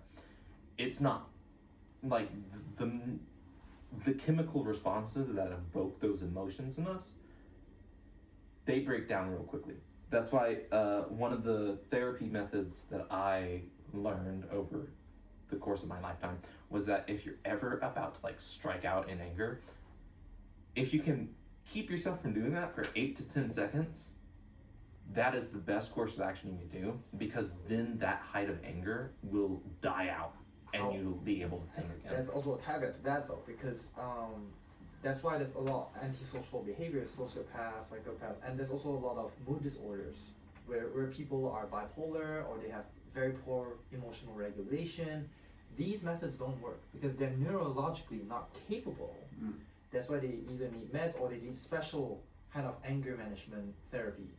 That is true, yeah. So if you think about it that way, we as a species, if we can't even align ourselves to say what's right, what is considered civil virtue, right? We can't even talk about what is we all agree on as a value. How can you expect AI to be aligned with us if we don't even know what we are talking about? And then worst of all is if we're talking about intergalactic civilizations, how do you think we're gonna align with them or they can align with us? The most coherent way to align with people is logical and ethical consistency. That's my opinion, is that if you're able to address a problem and unify everyone with a single problem, which in my opinion is suffering, if you can unite everyone with this cause of eliminating unnecessary suffering. Well, a lot of people say that that's war for humans, right? Well, unnecessary suffering can come in many ways. Depression is unnecessary, right? Self-harm is unnecessary. Disease is unnecessary. These are all unnecessary suffering. What I mean by necessary suffering is when you grow up, you fell when you're trying to walk. That's necessary. You naturally need it. Or burn yourself on a hairdryer by accident. Or nociception, right? We need to be able to feel pain because if we are sick, we need to know we're sick. Or if we're injured, we need to know we're injured. These are necessary, but unnecessary suffering is like crime, kidnapping, rape, disasters, natural disasters, war. These are unnecessary suffering. In my opinion, there's no such thing as evil. The only evil is suffering. And if humanity can unite towards eliminating unnecessary suffering and their causes, I think that's a good enough cause to unite. My own thing is, I'm not saying that there needs to be suffering in the world, but there is Again, so I always think to the Eastern philosophy of yin and yang, and how there needs to be a balance in things. And when we start talking about getting rid of all suffering and I said all unnecessary like excess suffering, which is not needed for the world. Yeah, but that's because I think that's a false dichotomy there, right? It's either yes or no, but there's always in between. For example, the Greek philosophy of the golden mean, right? They say there's two extremes. There's courage in the middle, and then there's recklessness, and then there is people who are ignorant completely. They're not. How do I put it? Like people who are courageous is in the middle. People who are reckless, who are too brave and do dumb things, and cowardice is on the other extreme. So it's the in between. Even Eastern philosophies, if you read the I Ching, it's not just talking about how you need both. They're talking about you need both to a certain degree. That's also why the yin and yang has the white one has a black dot in it, or the white one has the black one has a white dot in it. It's meant to be. They prove that the world's asymmetrical, but the whole point is we need to find a good amount of each. So that's what I mean by unnecessary suffering. I'm not saying we get rid of suffering altogether. That would be bad. And that kind of goes back to when we were talking about economic systems and them being mixed. Yes. And then what I was saying about how no one person should have 50,000 times the income of another. Cap that out. Maybe make it a few hundred times at most. But you also have to understand though, to the person, it's I earned this. Yeah. Yeah, no.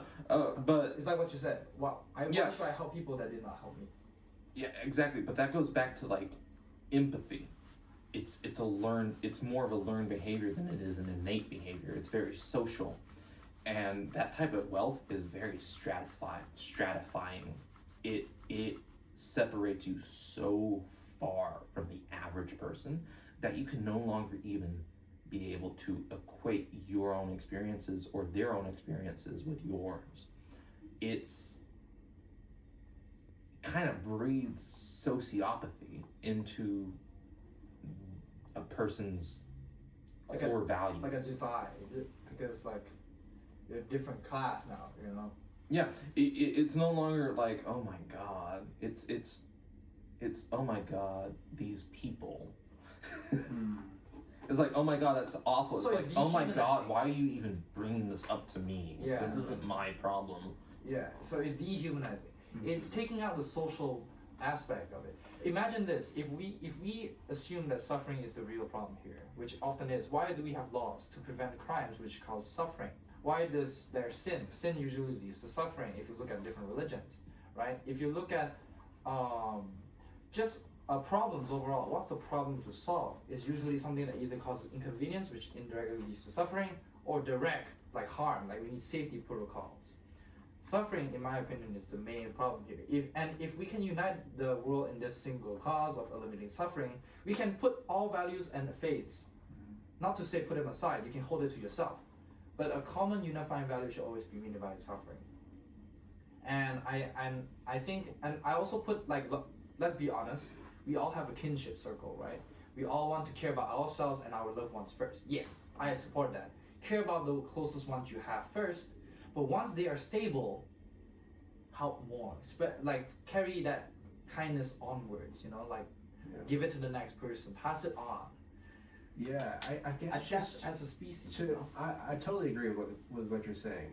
My whole thing is especially, you know, that we may be capable of getting to that, I don't know, let's say 300, 400 years from now. Nah, probably 10,000 years from now. Yeah, but you know, in today's like political climate, right, where you know, we're in a bunch of different countries and you know, killing people to get what we want, and other countries are doing the same thing, and we're always worried about, you know, what the other person is going to do, and we see other countries as enemies. Like, it's almost impossible to even get to the point where we sort of agree that suffering is bad and that we need to do something to get rid of it, right? And I mean, I think it's a good topic to think about, right? Especially as scientists, right? As engineers, right? We need to be thinking about these things. It's not like, there's the whole saying of like, for athletes, shut up and dribble. No, I think everybody should be thinking about these things so that we're, like for instance, some of the best thinkers throughout history have been multidisciplinary, right? Benjamin Franklin not only gave to science, but he gave to politics and philosophy, right? So I just feel like it's a simple communication idea, though. For example, animals, how do they show trust? It's vulnerability, but not too vulnerable. You see what I mean? For example, when I'm bonding with you guys, for example, I'm sharing something personal, but not too personal. If I share something too personal, you can use it against me. But I'm showing it just enough for you to get to know me, to trust me enough. You know what I mean? And I feel like countries should do that. It's like, okay, I'm sharing some intel and some resources with you. You first open up your belly, but not too much where people can just shoot you in the chest, right? Just show it enough. Be like, hey, I show enough that hey, I'm unarmed. Yeah. And I think that's one of the core reasons for why scientists or engineers exist. I mean, just dawn of time. Why did we dig wells? Well, the river's really far away and we need water, so let's problem solve. There's water in the ground. Why do we have fire cooking our food? Well, because we had diseases coming from the uncooked food, so let's cook it and fix that problem. Problem solved. Science exists to solve problems by understanding the natural world and the systems in place so that we can manipulate them for our own gain and solving our own problems. And so when you make a society, that society exists to solve the problem of existing alone. But when the society itself causes problems such as excess suffering, slavery, terrible crimes and social issues, great wealth disparities, you need someone to come in and solve those problems.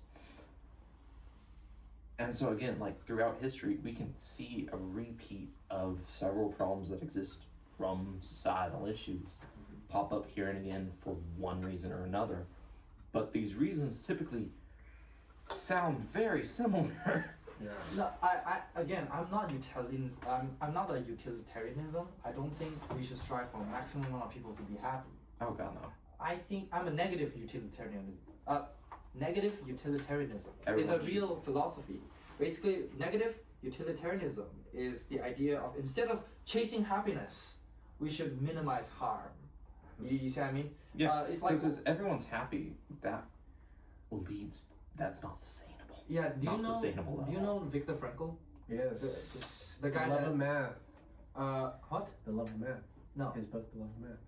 That's not Viktor Frankl. I've never heard of this. Viktor Frankl is the survivor from the Holocaust. Oh, okay. I'm thinking of. He wrote the book. I'm thinking of The Mathematician. Oh yeah. That's a different one. That's Yeah. but Viktor Frankl. I've not heard of either of these two people. I am looking both of them up. Oh yes, dude. You gotta definitely. He is a Holocaust survivor, and he built he became a neurologist and psychiatrist. Edward Frankl, I was thinking of. Yeah, and he wrote a book, A Man's Search for Meaning. Oh yes, I read this. Yeah. He has one quote that I love so much. He says that when the pursuit of happiness thwarts happiness. Mm-hmm. The fact that we pursue happiness will make us unhappy. Yeah, it is the pursuit of happiness that thwarts happiness. That's why there's an economic study, right? They simulate a situation where if everyone has basically equal income Mm-hmm. with plus or minus 5%, okay, there will still be depressions and suicides because it's not the idea that we are well that is satisfying a lot of people. They want to be happy.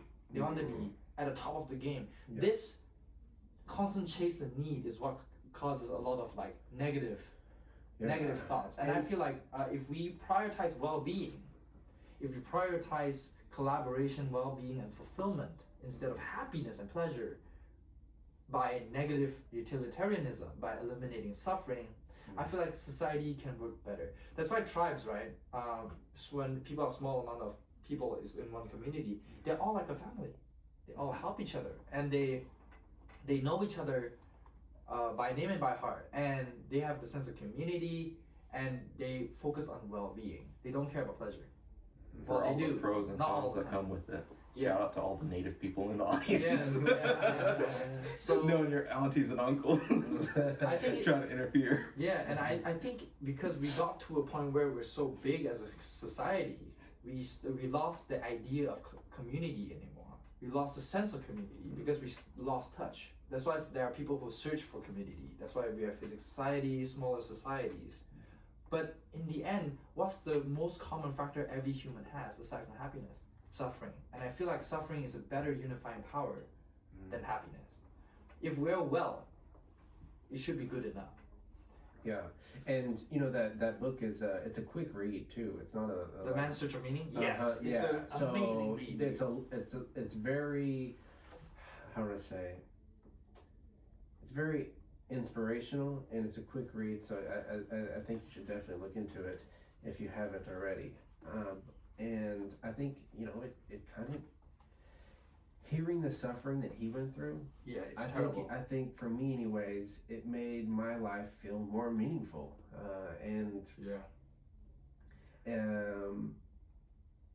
So interesting that you say that. So what do you? I'll tell you how I sort of try to go about life and sort of what I search for every day, right? And tell me what you guys sort of what you feel like you do. So for me, I just try to have fun. Whenever it comes to schoolwork, it can be kind of daunting, but I've sort of like tricked my brain to have fun doing it. And then, especially now in my life, like most of my life is essentially doing homework and learning new things. And so, to the point where you know, those are the things that I have fun doing, and so I just try to do a lot of that, and so that's sort of how I get enjoyment out of my days. I'm learning new things, solving new problems, you know, finding a new challenge, and that seems to me to bring me the most happiness. Mm-hmm. And so is there something, do you feel like a kinship towards that, or like what? I'll tell you mine in a bit, but I want to hear your answer first. Okay, so my answer to that question, like attitude to life. What brings me to want to live life? 3 things: good food, good sleep, and something to keep my hands and my mind occupied in between the last 2 during the in-between times of good food and good sleep. I feel like that's very based. Very grounded. Yeah. Oh yeah, food's great. I mean, food. I mean, typically every Friday I go and get a hamburger from the same place. Oh really? For dinner. Yeah, because I love hamburgers, and this place Patty Wagon over off of May and 36th in Oklahoma City.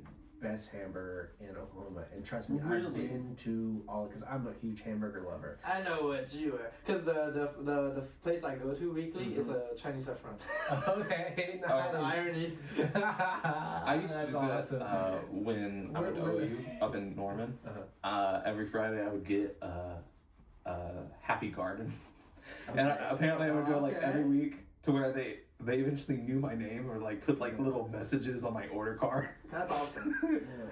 Okay, so mine is because mine is, when I was young I was like, okay, I just want to learn, I just want to have fun. But I realized that was not sustainable, because I was like, eventually I just want to have fun, but then eventually there are some parts of learning that's not fun, let's be honest, right? You got, like what you said, you got to trick yourself that it's fun. So I need something to keep me going, and I realize, why am I doing all this for? It's at the end of the day, I'm doing it for myself and the people around me, for them to be proud, healthy and well, and also hopefully my next generation, right? And it's like what Viktor Frankl said, is like a human being is not one in pursuit of happiness, but rather in search of a reason to become happy. Last but not least, through actualizing their potential, meaning inherent and dormant in a given situation. So basically, he summarized it as, happiness should not be pursued, it should ensue. Ensue means happen. It should just happen as a byproduct. And it's similar to what Friedrich Nietzsche. He's known as one of the most depressing philosophers. God is dead, we killed him. Yes, and he says that to live is to suffer, because it's inevitable, right? When you live, it's like what Buddhism and Taoism says. But it says to live is to suffer, but to survive is to find meaning in the suffering. And I feel like it's like what Viktor Frankl says, we're not trying to be happy, we're trying to find a reason to want to be happy. And I feel like my reason, and I believe a lot of people's reasons to want to be happy, is for the sake of each other, for people around them, for the loved ones. And I feel like this should be enough.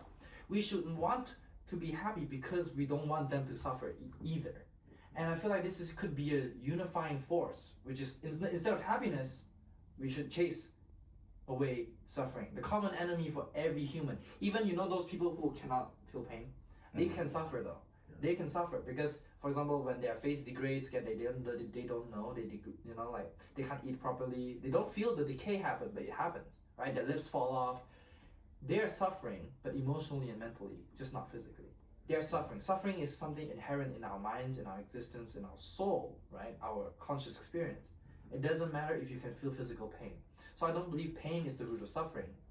Like, for example, a child falls down, he cries. But an adult or athlete falls down, it's like, another day. It's a pain is a perception, but suffering is more inherent. Yeah. So yeah, I guess, if I think a little bit deeper about it, right? It's not, I think what makes all this, so much fun for me, right?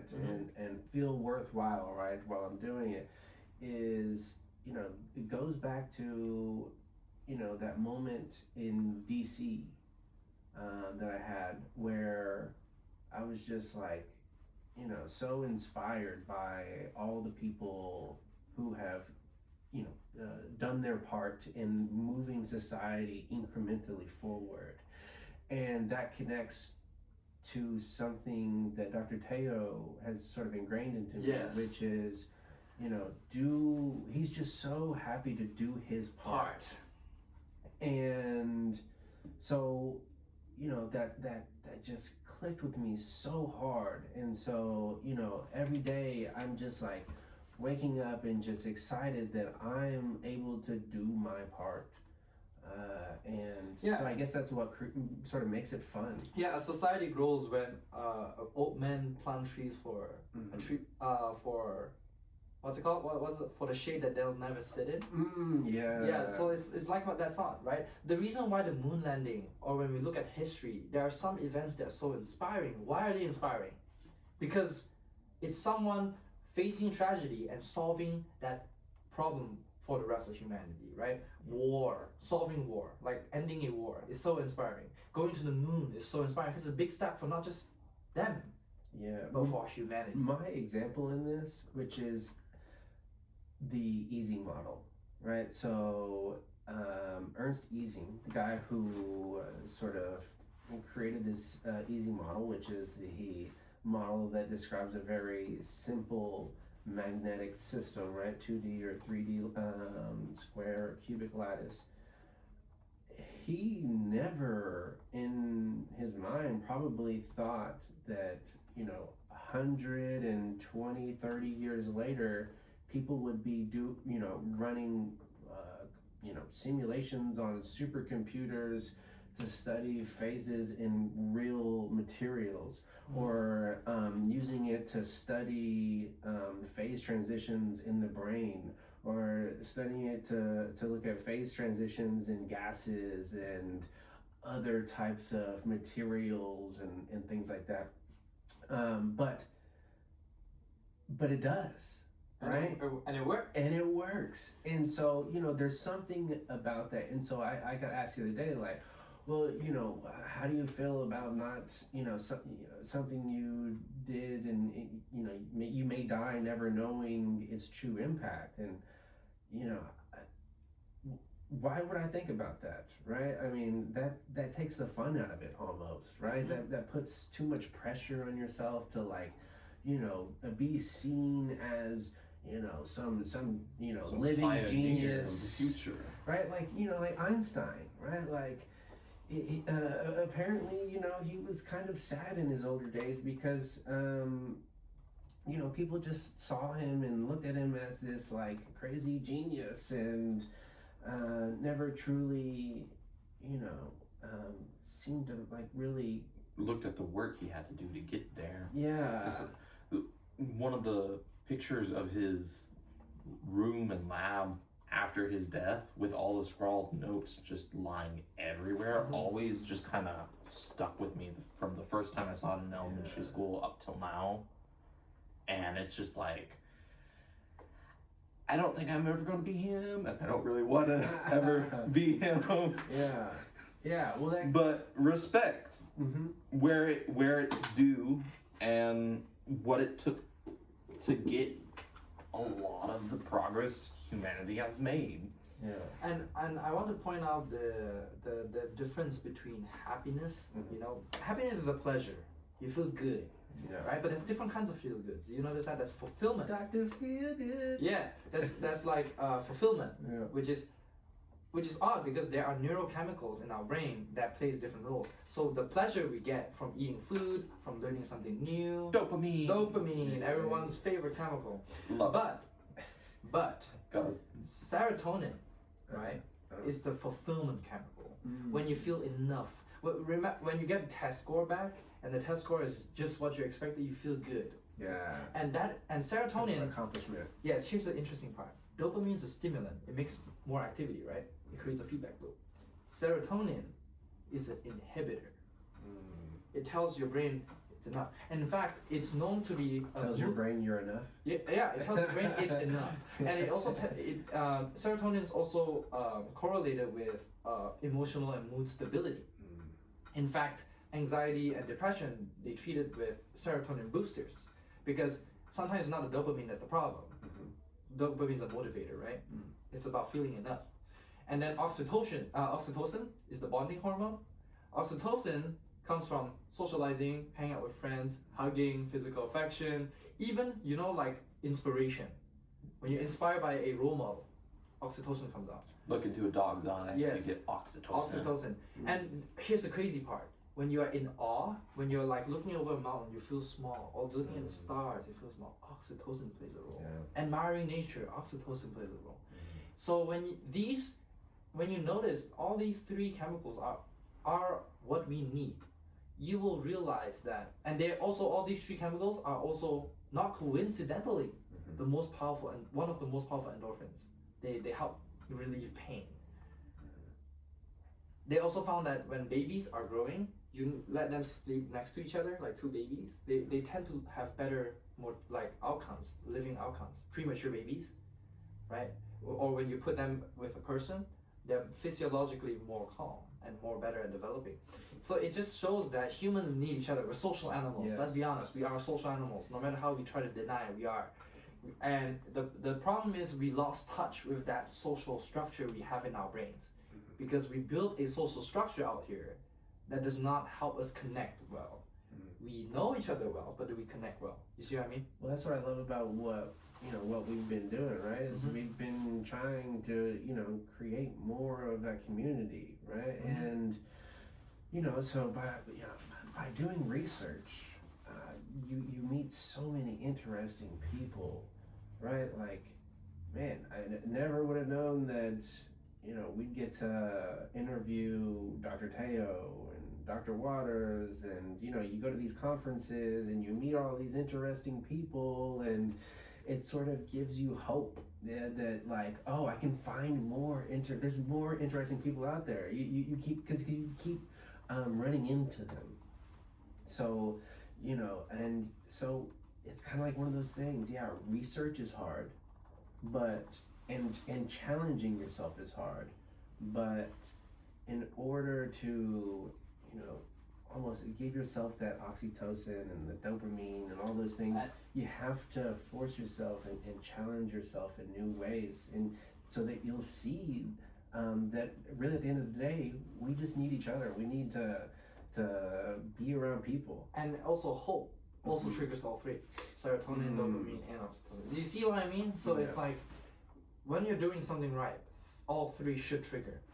That's why porn addiction or drug addiction or food addiction or any addiction, gaming addiction, they trigger dopamine, but they don't have serotonin and oxytocin. So oxytocin keeps us, and serotonin keeps us away from depression and anxiety, right? Dopamine keeps wanting more. So if you don't have serotonin to tell you it's enough, and you don't have oxytocin to tell you you're enough, depression. So even, yes, you're feeling good, but are you happy? Yeah. So that's why, that's also why more likely than not, people who are already stressed are more likely to be addicted, and vice versa. People who are already addicted are more likely to be stressed. Neuroscience. Yeah, I think that's a good way to end it. What do y'all think? I'm just kind of blown away on the tangent we left off on. Started on magnets, ended up on neuroscience and meaning of life. Yeah. I think the meaning of life you can trace back to neuroscience. Yeah. And you guys should definitely dig into how different these three chemicals are. Well, and that's what I'm excited for, my future in research, and it sort of feels like I have this research assistant position in the bag, but you never know. And I don't want to jinx it or anything, but the research is in neuromorphic computing, and I think it's gonna definitely. I'm gonna have to read a bunch about neurology or neuroscience, and more about the brain. Pull up Artem Kirsanov. I think you already know him. It's just to recommend you if you look into computational neuroscience. Artem, no, in YouTube. Oh, okay. Oh, yeah. You know who I'm talking about. Yeah. Artem. Oh, well. You said YouTube? Yeah, Artem Kirsanov. K. Oh. Yeah. It's gone. Back. Yeah. There we Kirsanov. go. He's a very good PhD student at this Harvard. guy's amazing.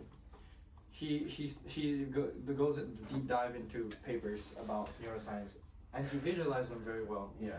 I recommend people to watch it. If, people should definitely look at the neuroscience. I feel like they answer a lot of things in your life, why you feel something, how you think, how you feel, why you feel, and you will realize you should stop blaming yourself. Yeah, I mean, just like physics, right? I also feel like physics, in conjunction with neuroscience, is going to help us understand the world even deeper. AI, right? Oh yeah, fun fact, AI, perceptrons. Guess who invented it? Oh, the perceptron? Yeah. It was Frank Roosevelt. He's a psychologist. Yeah. Bro's a psychologist that learned math, physics, and neuroscience to build the first perceptron, the Mark 1 and Mark 2. So yeah, that's why I'm blown away. I feel like science should be multidisciplinary, and I feel like physics alongside neuroscience, alongside economics, at least some background of social structure, social science, you will have a very wholesome picture of the world, because you can see the world as at large and also at a small scale. Yeah. And you'll start to connect everything. The connections, everything. Yeah, and you know, it gives you empathy as well. You start to, because you know, especially when you sort of put that lens onto people and their emotions, right? And you, you know, maybe they just are having a bad day, right? Somebody cuts you off, maybe they're just having a bad day, and you feel that empathy, and you, instead of getting an emotional trigger response, you're just like, you know what, that's fine.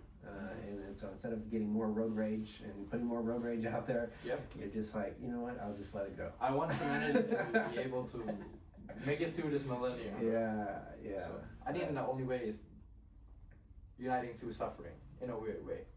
Or at least uniting through well-being by combating suffering. All right, well, to uniting through suffering. Yes, all right. Uniting through suffering. Well, until next time. All right.